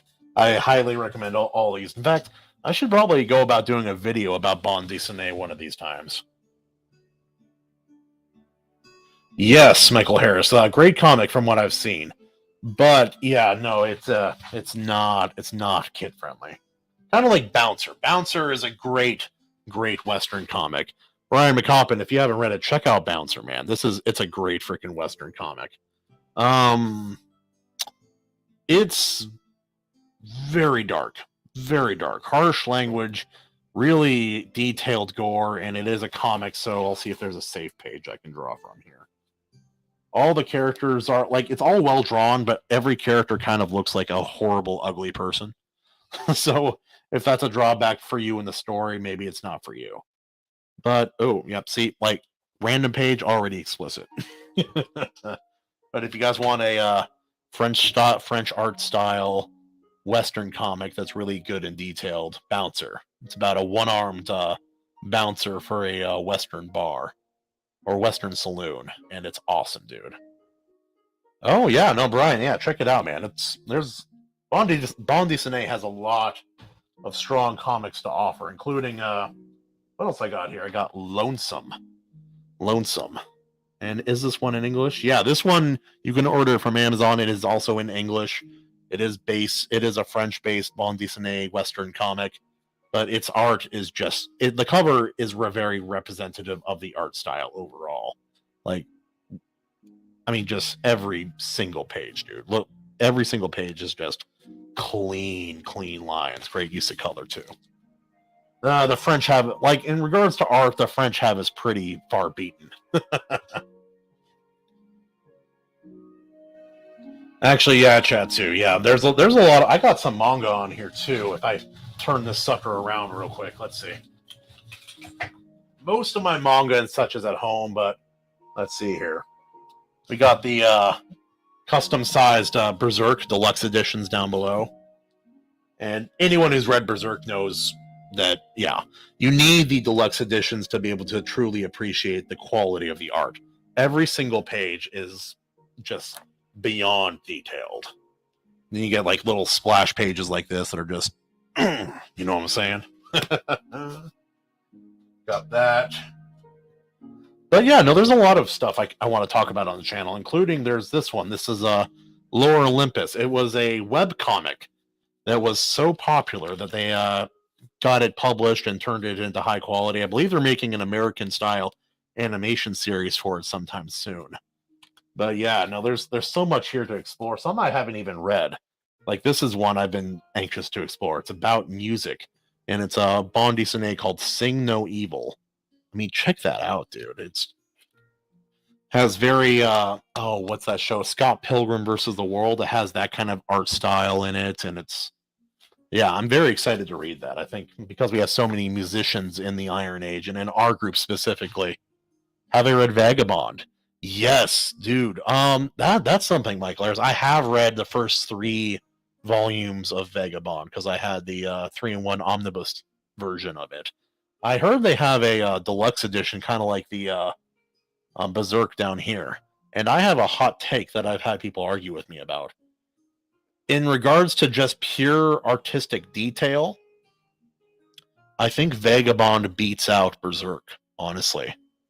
The art is, like, the background art is incredible. If a character's walking through a jungle, every single leaf is rendered, and I don't know how he does it. It's a beautiful, beautiful book for anyone who hasn't read it.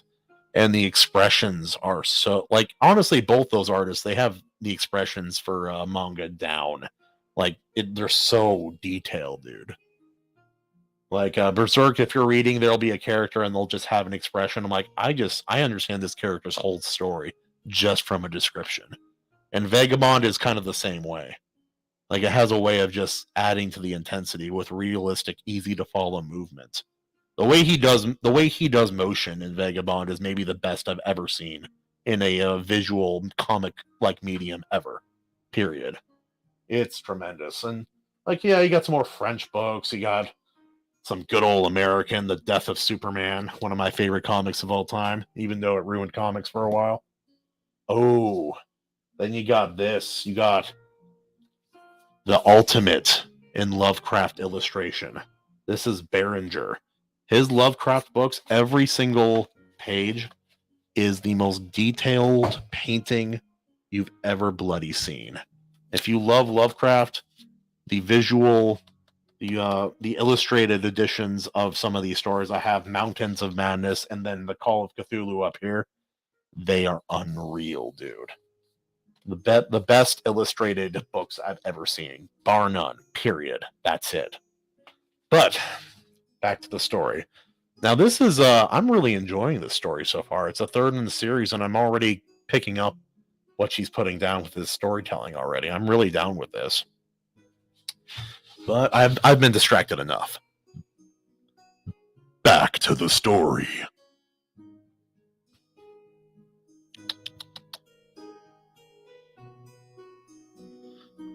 Do not worry, I can see.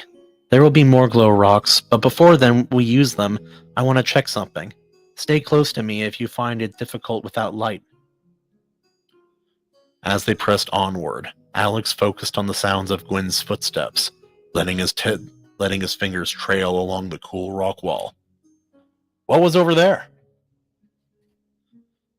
Spiders. Too many. Alex's breath hitched. The night before, Gwyn had sought to discourage him from coming to the caves with her and Moose, by describing some of the fearsome giant spiders that lived there. She had underestimated his nerve, but still, her words shook him. Determined not to show his concern if he could help it, he cleared his throat. Ugh, dusty down there. So, no spiders on this side? This route will give us a better chance to defend ourselves. Great, he replied, his chest tight. Is there anything we should watch out for besides their bite? Asked Moose. Their legs can pierce you, and when they are threatened, they may throw silk at you. Where are their weak points? Attacking their eyes and their joints disables them. The surest kill is to thrust into the underside, but that is risky. Moose missed a step and stumbled into Alex, who barely managed not to jump out of his skin. All right! Tell me we're not going to face them in this darkness. No. Gwen seized a large lever protruding from the wall of the passage. Close your eyes tight, both of you. She pulled the lever down until it was flush. This triggered a row of strikers along with a pole to swing down from the ceiling. The stone balls hit the rocks at the top of the wall with a sharp crack. Light exploded into the hall, then tapered to a mellower glow. After restoring the lever to its initial position, which reset the strikers against the ceiling, Gwen drew her sword. Be ready. Alex and Moose opened their eyes. Although the passage was still dim, they were able to see without difficulty. The tunnel had become a finished square hall that stretched straight ahead. On either side were large doorways that led to other such paths. Moose tapped Alex on the shoulder and pointed towards the wall on his side. You keep your eyes left. I'll watch right. Don't let anything come up behind us either. Got it. Gwen, scanning far ahead, remained on her toes as they advanced. The bounty hunter directed his attention to their right, pausing at the openings to cross halls to make sure they were clear. Having pulled his customized multifunctional clubs from their holsters, he considered which of their myriad features would be most useful for any given threat. True to the name he had earned amongst the streets of Dacian, Alex the Brawler found himself itching to find a way to fight before the fight found him. The stress of being in an unfamiliar, dangerous territory heightened his aggression. In the past, undersized and underestimated, setting the tone for the confrontation himself and fighting the first decisive blow had been his secret to success. With each entrance he passed, he lingered a little longer, searching. Then, a faint shimmer found some way down one of the sides of the passages caught his attention. After a quick glance over his shoulder to check on Moose and Gwen, he entered it on his own. Padding along almost entirely silent, he squinted at his discovery. It resembled a translucent curtain, but it reflected enough of the light from the main hall that Alex could not see beyond it. Entranced, he reached out to touch the novelty. Deaf to his self-preservation instincts, howled to stay away. His fingers brushed the cool, slick substance. Yet when he went to pull his hand away, the curtain came with him, clinging to his flesh. All at once, his blood ran cold as he recognized what he had found. He forced himself not to panic. He drew one of his daggers and hacked at the web. He was nearly free when he heard the scratching. Despite his inability to see through the silk barrier, he could tell that a large, dark shape was rapidly approaching. With a desperate yank, he separated himself from the webbing, a large chunk of it still clinging to his arm. He sprinted a few paces away from where he had been stuck, then pulled his other dagger and turned to make a stand, knowing better than to run like prey and be taken from behind. Though he tried to call out a warning to his companions, he managed only a choked cry as the enemy revealed itself. A spider, half the breadth of the hallway, crashed through the web and skittered towards Alex. In the sickly green glow of the underground, the speckles on its brown body created an illusion that it was rotting from the inside. It closed the distance with alarming speed and struck at him. Alex skipped away, saved by his uncanny reflexes. Almost as if taking his measure, the spider extended one of its spiny forelegs. He swung at it wildly, missing, and leapt away again. The move put him off balance. The spider pressed its advantage, jabbing both of its front legs at him. He deflected one to the side with a blade in his left hand, but the other knocked the dagger from his right. It scraped along the floor and out of his reach. He reached his ground as he held his ground as best he could, feinting with his remaining weapon to keep the creature away from him. But when he lashed out to try to slice its eyes, the tip of his dagger whistled harmlessly across the spider's face. Its front leg, sweeping up, caught him full in the chest and sent him flying. He hit the floor, flat on his back and empty-handed. Damn! He scrambled backwards on his elbow as the spider raised itself up over him. If he didn't get to his feet, he was good as dead, but his limbs no longer responded. Time slowed to a crawl. His field of vision narrowed until he could only see the fanged mouthparts spreading wide. Cocked back to sink into his soft, defenseless body. He was meat. Ah, shit! Gwyn darted in front of him, the arc of her sword catching the spine of the glow rocks as she sliced the entirety of the spider's face off with one stroke. When the spider tipped over against the wall, flailing, she spun to avoid its legs, cut it in cleanly open along the exposed underside of its thorax. Her final slice separated the abdomen from the rest of the body. Only when she was certain it had stopped moving did she turn her attention to Alex. He sat there on the stone where he had fallen, chest heaving. She looked him over, then strode briskly to him and offered her free hand. He merely stared back, his umber eyes dilated, bronze-cheeked flush. Take my hand, Alex the Brawler. Her words brought him to his senses. He folded his fingers into her waiting palm and allowed her to pull him upright. Gradually, he regained his control of his breathing. Gwyn, you are not hurt? He nodded, aware of little besides the warmth of her hand. That's right. He released him and went to examine the spider. I believe you dropped something. When he turned around to search for his lost weaponry, he jumped at the sight of someone else's outline in the doorway. It was Moose, covering their avenue of retreat. You still good, kid? Yeah. Feeling like himself once more, Alex collected his daggers. Yeah, put me on my ass, that's all. No sweat. Standing over the remains of the spider she had slain with a disapproving frown, Gwyn picked up a pebble. This one will not do. It is too small. Too small? Yelped Alex. For what? It ain't one bit small from where I'm standing. Moose nudged his companion with his elbow. Won't be a problem for long. Do you hear it? More are coming.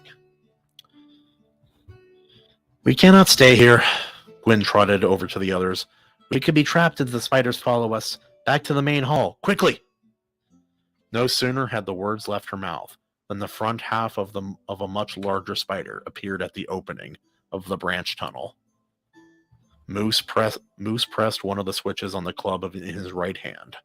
A curved short blade sprang from the butt of the weapon, snapping into place at a right angle to create a miniature pick. Moose flipped it around in his hand and charged the spider with a roar. Moose, what the hell are you doing? Making space! He grunted as his shoulder slammed into the spider's face.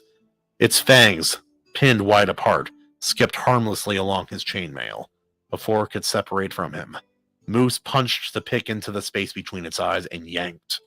The spider collapsed into a twisting mass of legs, a bluish liquid pooling around its head. More behind it! You two, get out of here, now! Gwen and Alex rushed to Moose's position, only to find 3 additional spiders closing in on him from the direction they had entered the tunnels. Scratching further up the hall signaled a second group blocking their intended path. Bow in hand, Gwen advanced to confront the threat. I will clear the way ahead. Follow as you can. She pulled an arrow from the quiver in her pack, nocked it, and drew the bowstring in one smooth motion. Pausing to sight her target, she let the arrow fly. It sailed true and buried itself deep in the eye of a distant spider. By the time the first hit home, she had a second one at the ready. The next spider to engage Moose crawled over the one that had fallen next to him and attacked. He dove to the side and rolled, barely avoiding the snapping fangs, only to see the tip of a foreleg streaking down towards him. Trusting his armor, he grabbed the end of the leg with both arms and kicked up over his face. His plate boot connected solidly, shearing the leg off at the joint. Tossing the dismembered leg aside, he righted himself and prepared to finish his foe. Too late.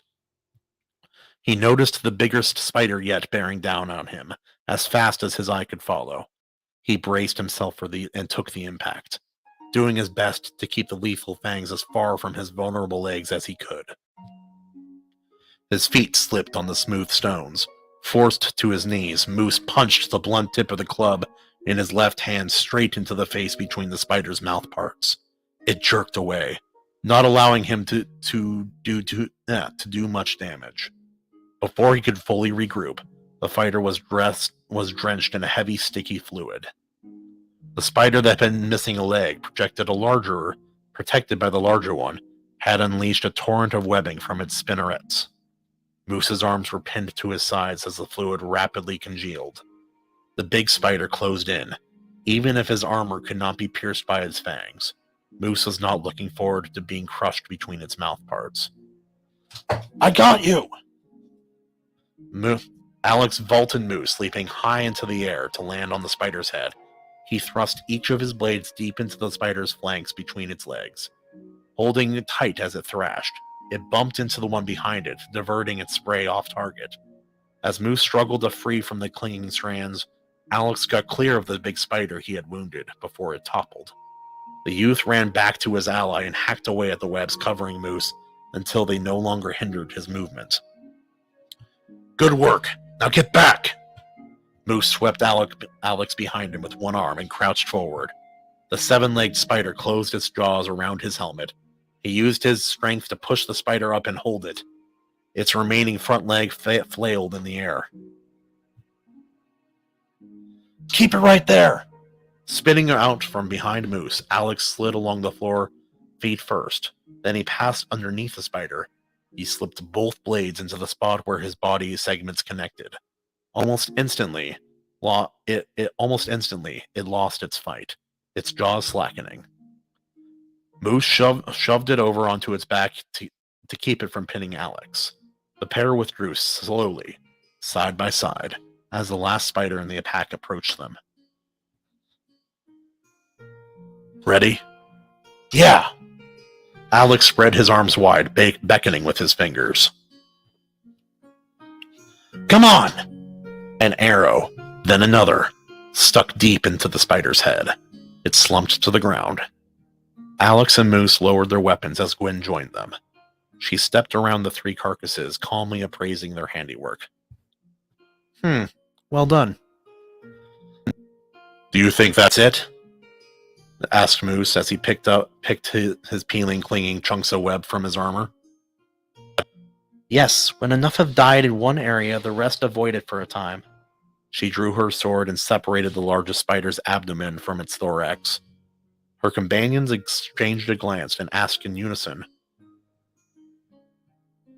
Where are you going? We need this, or rather, you do. She grabbed one chitinous ridge from the back half of the spider and brought it to Moose. For now, you can drag it behind you like this. When you enter the domain of the drow, you must hold it aloft, over your head. Is that some kind of signal? Wondered Alex. You could say that. It is an offering. There is no other way you will be allowed into their halls alive. They forged ahead past the junction, with the hall where Alex had been entangled. Moose dutifully hauled the detached abdomen along. So this isn't their territory? Somebody else built these tunnels? It used to be. Then as their numbers dwindled, the creatures of the underground reclaimed it. Gwen revisited the remains of the spiders she had personally dispatched, and cleaved to the abdomen away from the largest one. Moose marked the 4 bodies strewn across the stones. You destroyed 4 of these things on your own? The 2 of us had a hard time with 3. I'm impressed. Alex was not listening, his eyes fixed upon a pile of filthy bones laying against the wall. They looked human to him. Are those...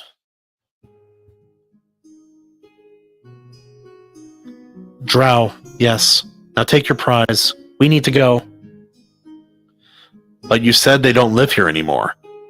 These have to have been recent. They're not even picked clean yet. Gwen took a step towards the corpse Alex had discovered. He strayed too far from home. She stood her ground as if daring someone to challenge her claim, but Alex and Moose were silent. We are wasting time. Take your token or do not. It makes no difference to me.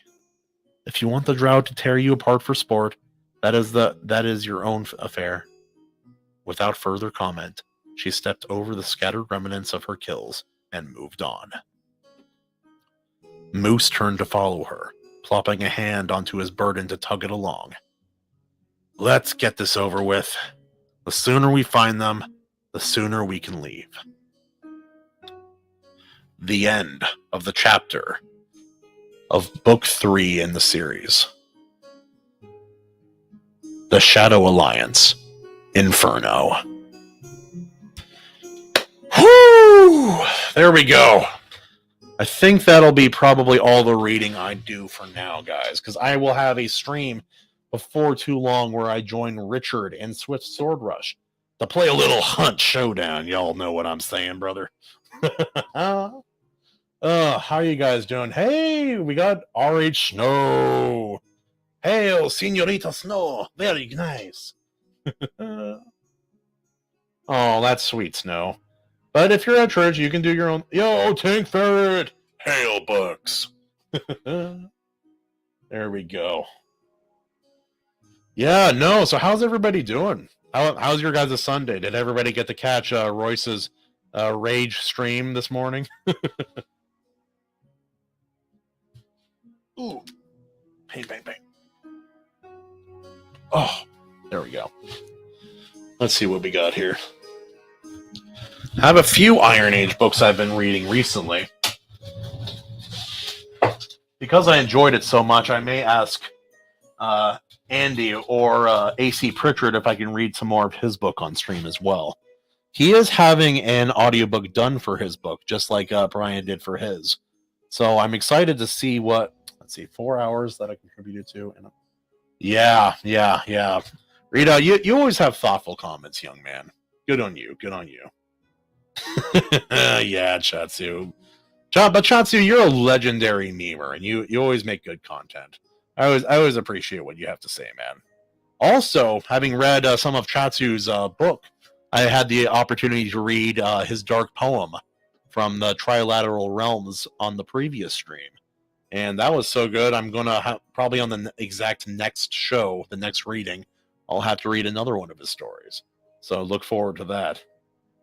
But let's see, man. I have so many books I need to read right now. I have already read probably two full parts of Mortal Descent by AC Pritchard.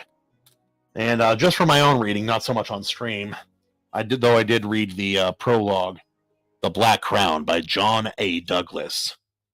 This book is a chunker, and while I have read a good portion of it, there's a lot more to read. That's a big old book. And also, J. Sebastian King asked me to compare his book with John A. Douglas's because these are both chunkers. Now, let's go like this. So guys, which one do you think is J. Sebastian's King? King's and which one is John's? Take a guess. Take a poll, left or right. John's book on left or John's book on right? These are both chonkers, but they're not quite the same size.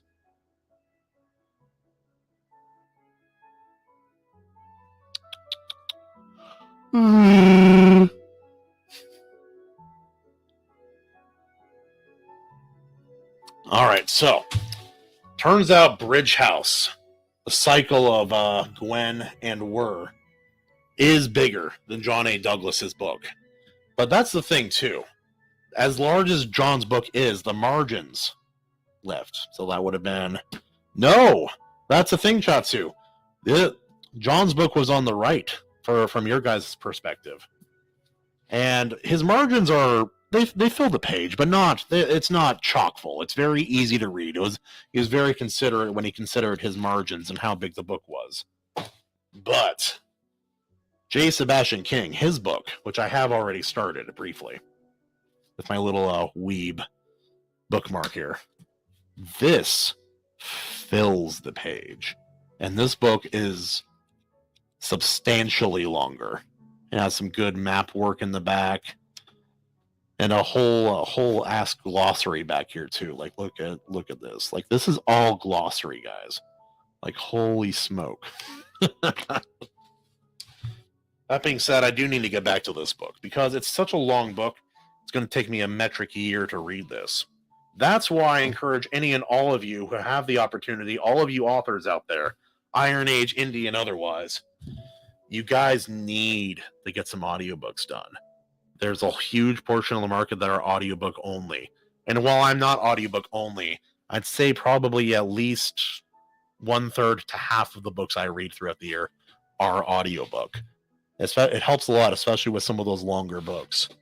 And plus, everybody wants a good audiobook. Isn't it nice having your stories read? I mean, RH, I didn't do a great job with yours, but I've read one of your stories on stream. Chatsu, Wrangler, I've read some of your guys' stuff on there. And yeah, Snow is awesome. Thanks for being here, guys. But alas, unless there are any questions or special requests, I will be ending the stream soon. I got to finish writing a GCDI review, and then I also need to prepare for the stream later tonight. Oh, thanks, Snow. I appreciate it. Snow, with part of the problem is when I'm reading a story for the first time. Yeah, Chatsu. And Chatsu, if you want to do some sort of promotion for the trilateral realms, I can actually read through maybe that dark poem or do some other stuff and actually do it proper this time, if you are up for this, something like that. That's something that we can do. And RH, part of it is that when I'm reading a story, especially on stream live for the first time, I'm trying to figure out the voices and how to, obviously some stories I'm trying to adjust, how everything kind of sounds and all of that as well. So like, whoa. And trying to adjust all that on the fly takes quite a bit of work. And RH, you need promos. I could do a promo for book 1 and book 2 because I've read your wonderful book 1, which you said you split into 2 parts due to the length. And here I have part 2, Six Gun Shiva. I don't know if I'm saying that right, but look at that cover, guys. Look at how colorful and awesome that looks. And that's something too, guys. RH Snow, if you guys haven't read any of her books, she has custom illustrations that she throws of hers and others that she throws throughout the story. Like here, no spoilers, don't know what the page is, but there's that. And while you could objectively look at them and say they're not the best art ever, they have undeniable character, and they add a lot to the scene and to the kind of feel of the story. Alas, you guys do need to check RH Snow's book out. Keep in mind, not a single person I know has read the book and had anything truly deeply negative to say about it. It's pretty much all been positive, and that's for a reason. Alas. Oh, it's just yours. Okay, so even more impressive. She's done all the illustrations within her story. And I'm very excited to read the second part of her story. The portion I read on stream the other day was, I believe, from her 6th book. But I'm very excited to read this book. Alas, I do have a few other books I need to read. I'm currently in the middle of reading The Black Saint by Timo Burnham. In fact, next reading stream, I think I'll read a portion from this. As a little promotion, not Timo, it's Timo. From The Black Saint by Timo Burnham. I look forward to reading maybe a chapter out of this on the next episode of Kahuna Reads. And that being said, check this out. Does anyone else love really nice bookmarks? I have some custom ones at home that are embossed and made of metal, from Japan. I ordered those specially a while ago. Yeah, no, RH, I feel you on that. There was an artist friend in my that was very close to my Hawaiian family. I barely remember her, but she had some sort of disease where it made it so she slowly could not move, and they eventually had to put her on machines. She was an artist, though, and so they developed this new type of computer-generated technology where she could paint using just her eyes. No hands. She couldn't move her arms at that point. But they developed a special program on the computer way back when, so that she could paint using only her eyes. What was her name? Oh, that's going to bother me. I wish I could remember her name. But yeah, my aunt, who made the most famous turtle painting in all of Hawaii, she studied under this woman, and it was a very tremendous loss when she finally passed. Unfortunately, with a degenerative disease like that, it's only a matter of time before someone with that kind of condition is no longer able to be with us in this world. Wherever she ended up being, I hope it's in the good place, if you know what I'm saying. Now, the turtle. I'll see if I can find it. It probably won't do it justice. I might have to bring in a physical version. I have a sketch version and a colored version at my house. Let's see.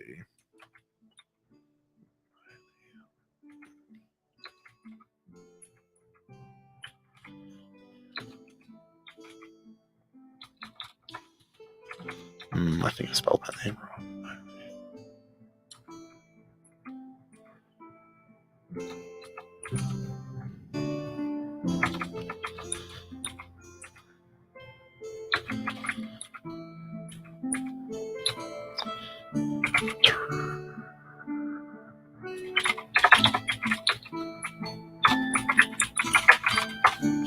Let's see if I can bring it up. No, I'm not seeing it. Oh no.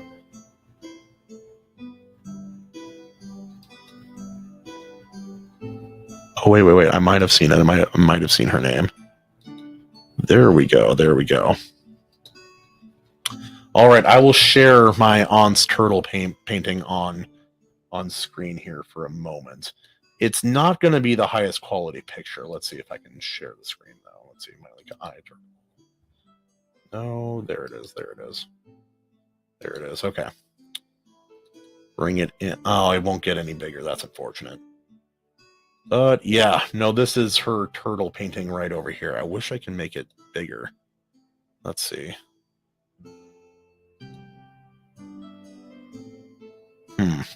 Can't find. I want to make it bigger, but it won't get any bigger. Alas, this is a turtle painting that my aunt did. I love turtles. They are one of my favorite animals on the planet. In fact, while we're here looking at this wonderful turtle painting that she did, I'll bring in a physical version later. I can share some of the stories of weird experiences I've had with turtles while snorkeling in Hawaii. When I was much, much younger, my buddy had just graduated high school. I must have been 17. We went out spearfishing right outside of Napili, which is kind of past the resort area, but it's within proximity.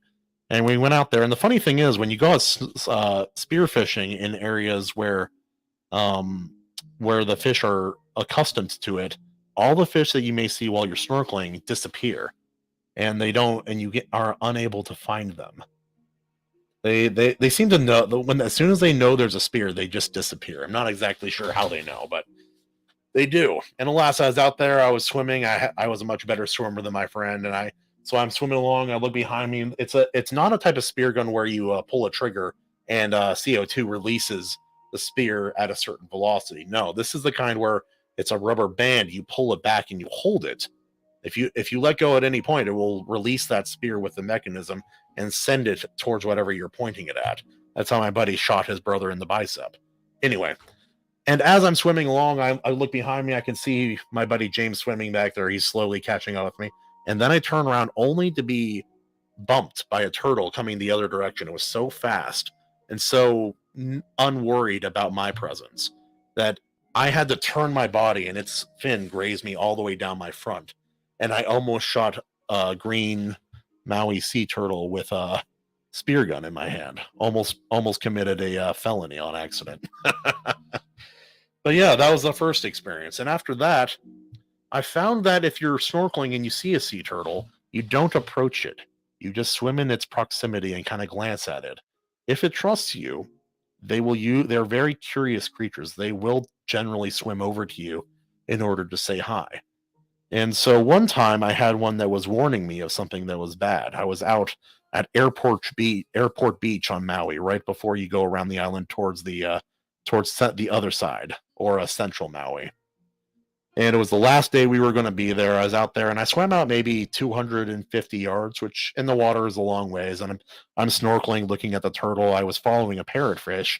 And then suddenly I felt something sting my arm. I looked down and I realized it was just a floating jellyfish tentacle that had stung me.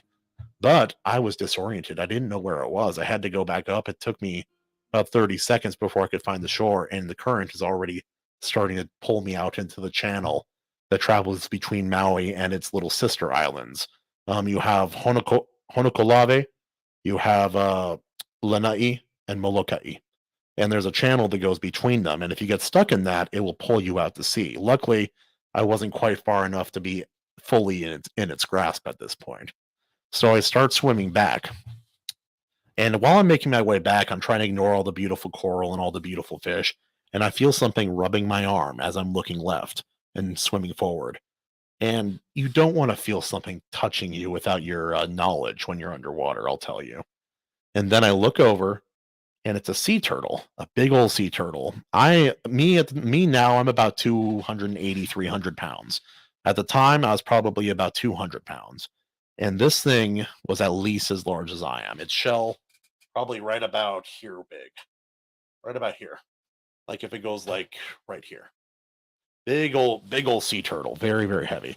And I look over, and its sharp beak and head, about yay big, is about 7 or 8 inches away from my face.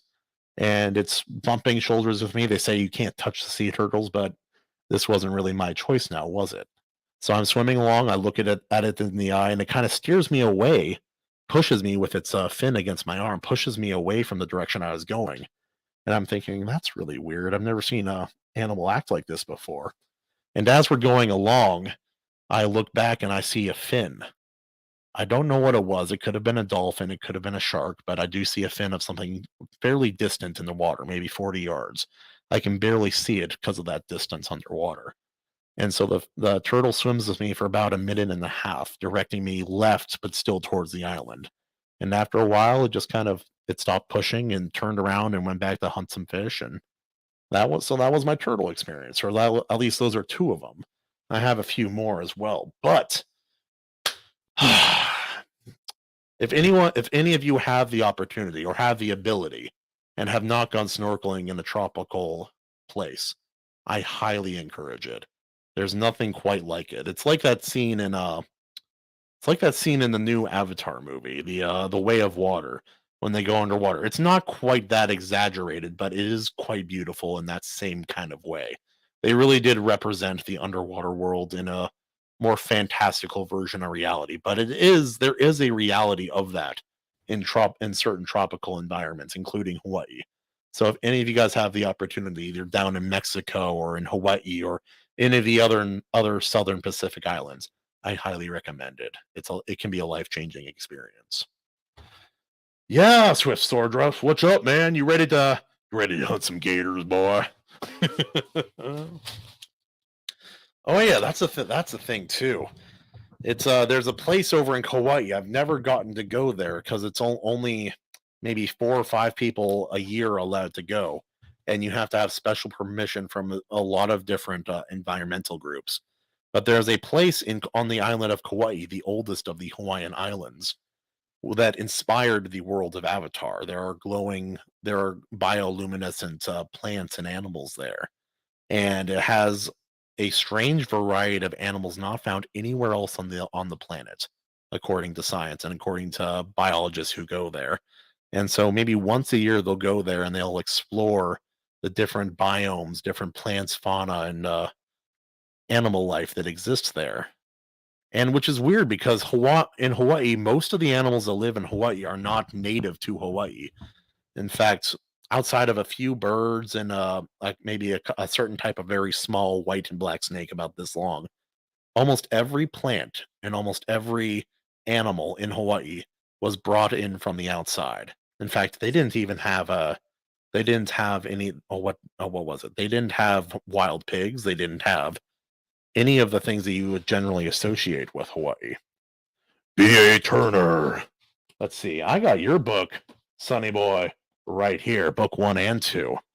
Though I think I didn't order your mini comic, which is unfortunate because these books are amazing looking, by the way, man. Like, look, like for those who haven't seen B.A. Turner's Vigilante's Creed, check it out, man. Look at that. That's cover of book 1 of Blood and Stone. And then we have Mortal Defiance. We got Professor Incubus on the back. I have not read these yet, but I'm very excited to delve into the world you've created. Timo Burnham. If you ever need a tour of the bayou, I got thousands of hours in that game. Yo, Timo, just send me a message over on Gilded, man. Yeah, you and I, we should play a little bit. I play with King Richard.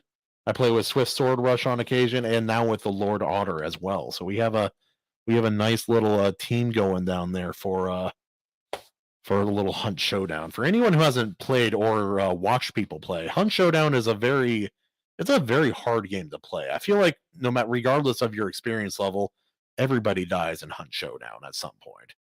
It's a lot of fun, man. Oh yeah, don't forget to watch us later. Yeah, but yeah, Timo, if you want to play, if you want to help me explore the bayou, you better send me that message, boy, or I'll send it to you, and we'll connect over Steam.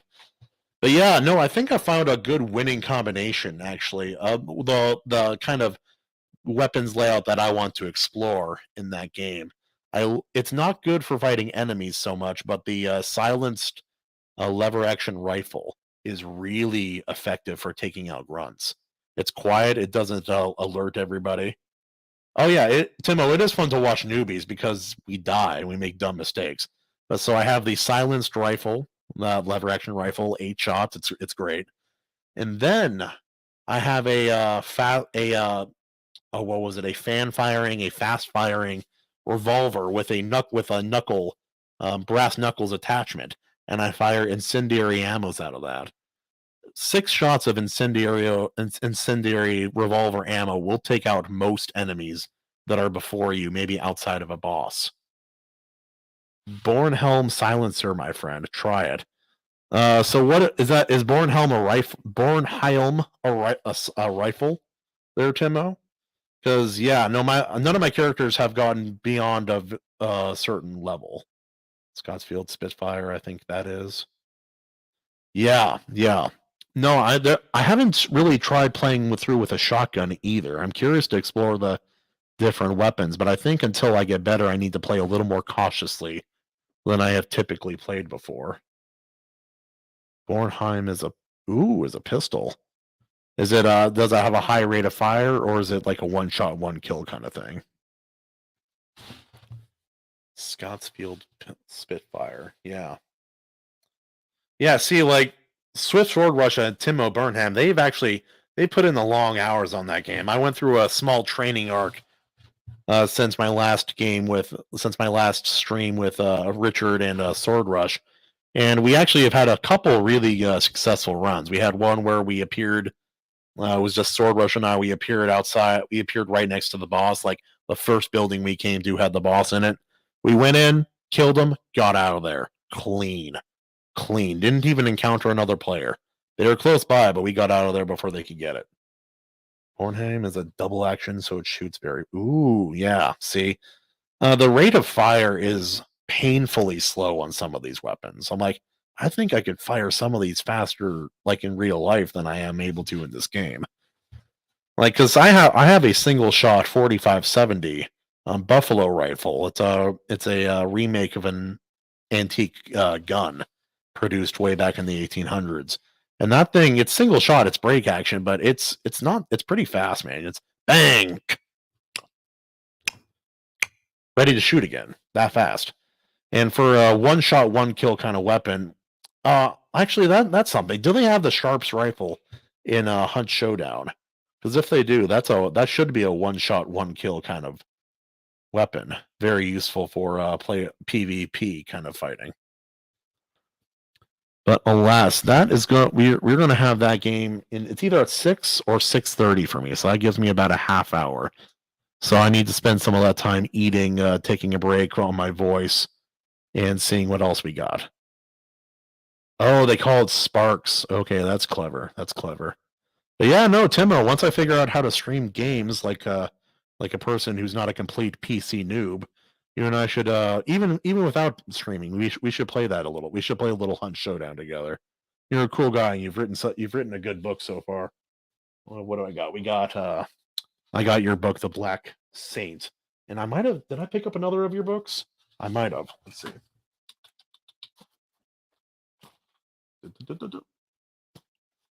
Actually, that's something else too. I need to write a review for Terminal by M. Anthony Harris. He was in here earlier as well. And I want to do written reviews for Herman P. Hunter's books, The Revenant in the Tomb and The Wizard's Stone. But it's been so long since I've read them that to do the review justice, I think I'm going to need to I'm going to need to reread them, which is a pleasure because they're great books. And then I got a book here by Leslie Shu, Kumasagi, Part 1, Destine. And I look forward to reading that as well. I think she and I have had some good Twitter interactions.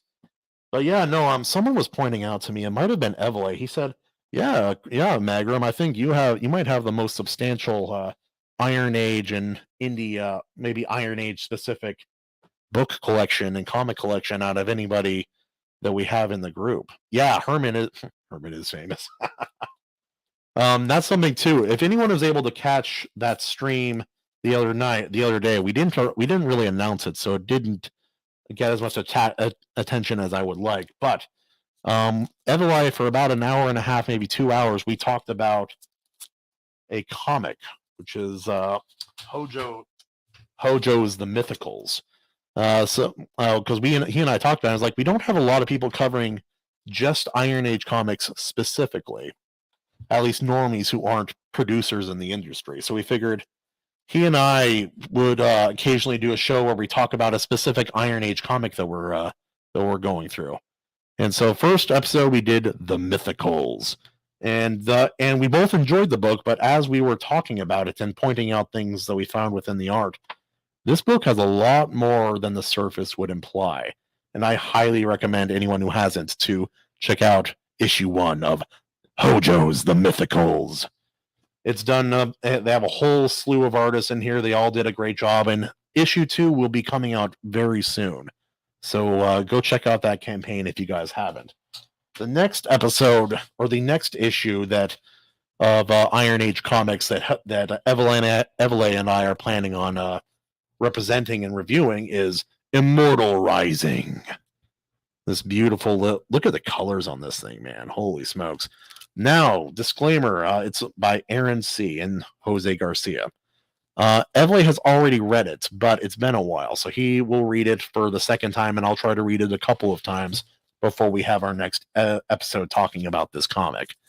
But if anyone has stories that they want me to read, if they have blurbs or a chapter they want me to use to help promote something in their book, I can either do it here live on stream, or I can try to put together something a little more formal and a little better edited as I figure out how to do all this PC nonsense. But yeah, no, as far as IronAge comics are concerned, I have a whole bubbling bunch. We have Anvil #1 and 2 up here.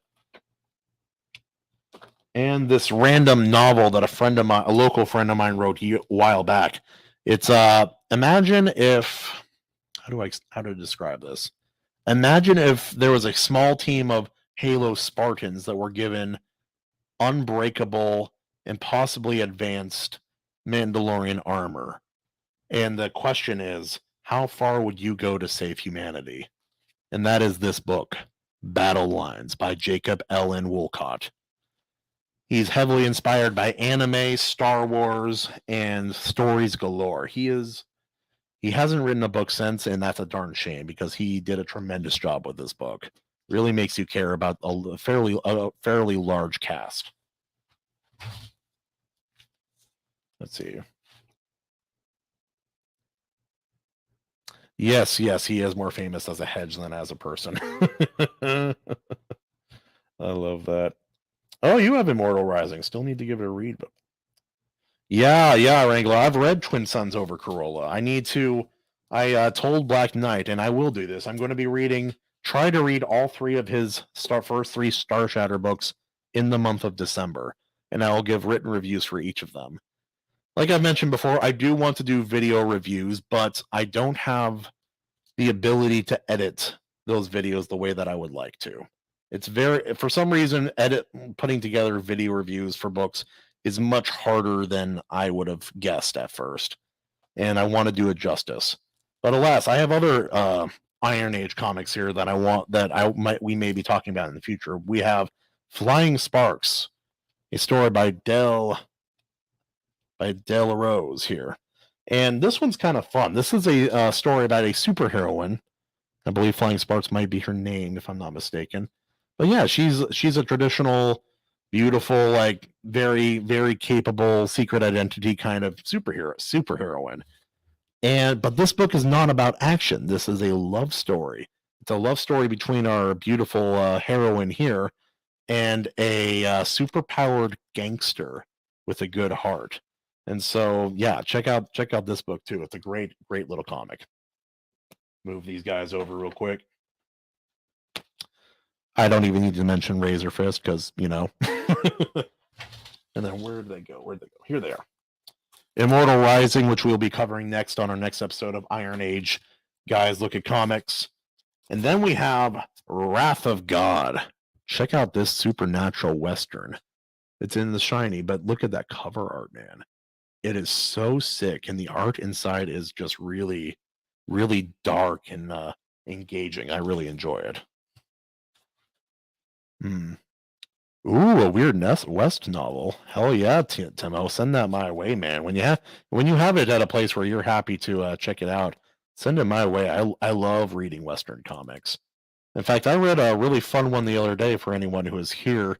It was about a prostitute named Betty, and there was fantasy elements as well. Also, Weird West and fantasy, beautiful combination. I love it. It used to happen a lot more frequently in the mainstream, and for decades now has been kind of it's been a bit dry in that department. I'm glad it's coming back.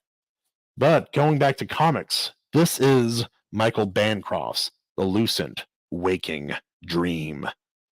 I will say this, bar none, out of every IronAge comic that I have read so far, the most intriguing and most exciting entry point that I have found so far has been this book.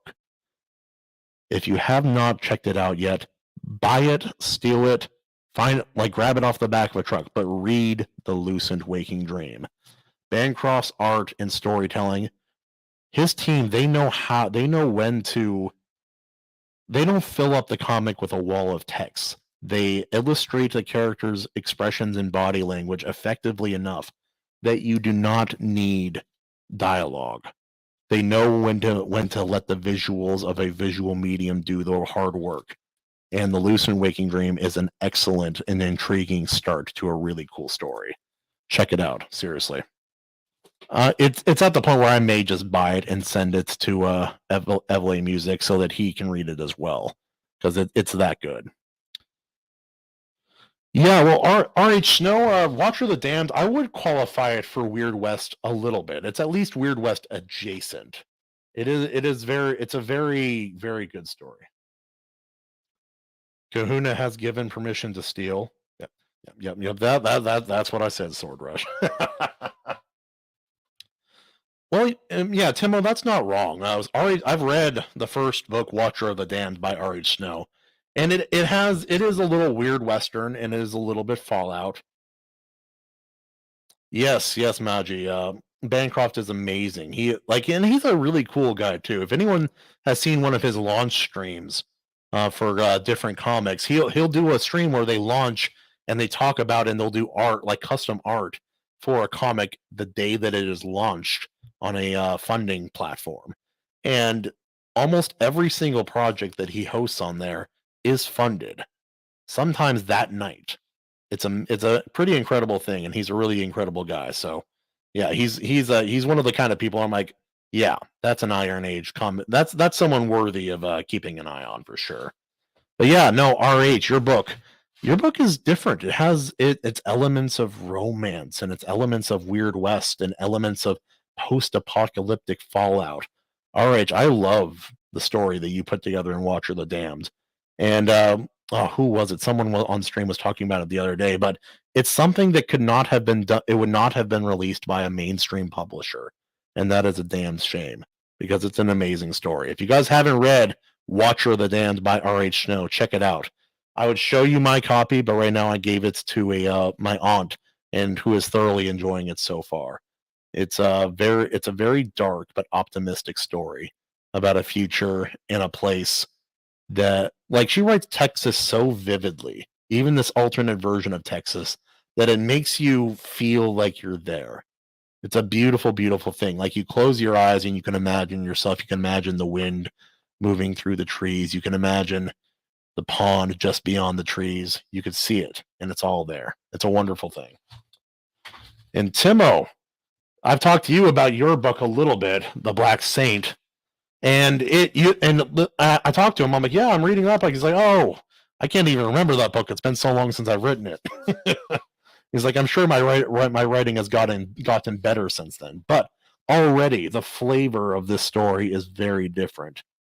And I've really enjoyed its kind of progression so far. I'm not super far into it. I'm about yay far. But good thing you had this cover, because the promise of the cover is very different than what you initially get in the first portion of the book.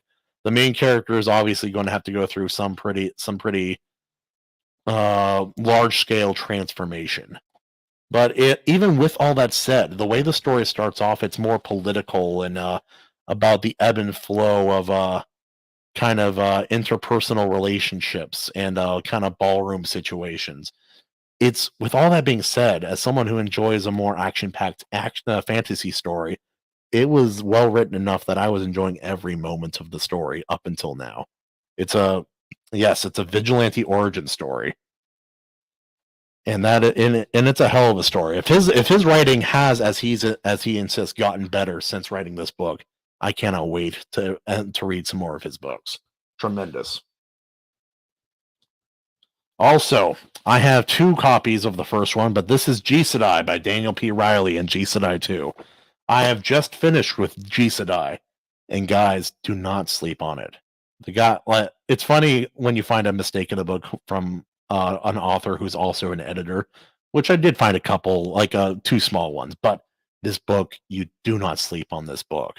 This book is the most cinematic IronAge book I have read so far. The moment I read it, I could picture every raindrop, every single thing. And this story is amazing. Do check out G Sedai. What else have I got recently? Oh, I got this IronAge book I bought right when I first joined A Drink with Crazy's channel and met all of you wonderful people.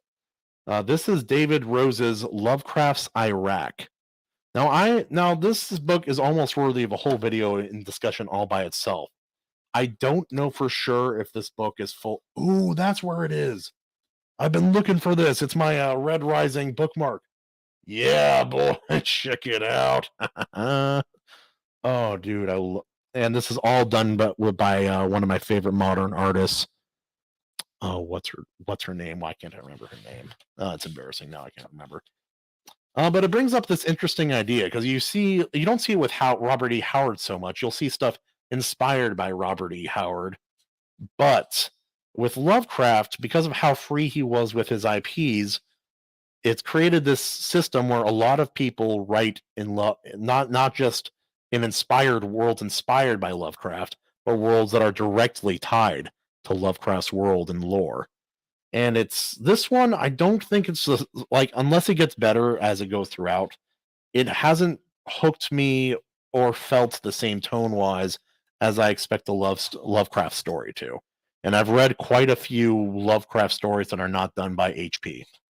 And so I don't know wholeheartedly if I can recommend this one so far, but I'm curious to finish it and give a full on real opinion.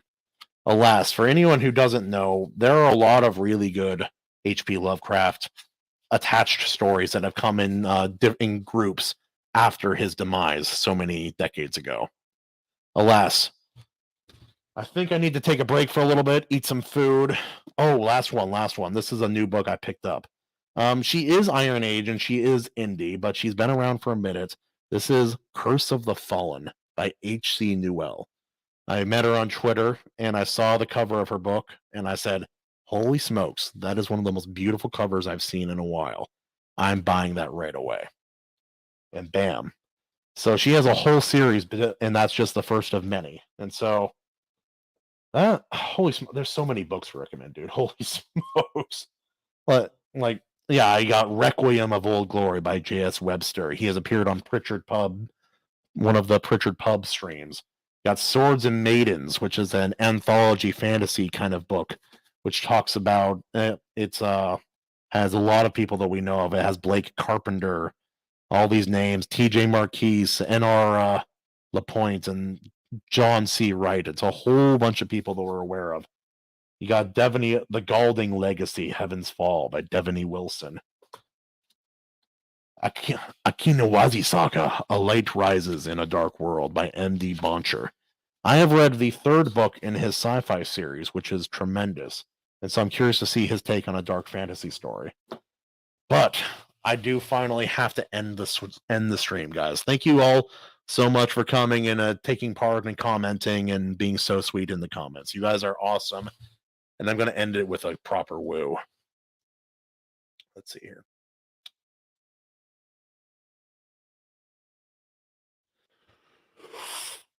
Woo!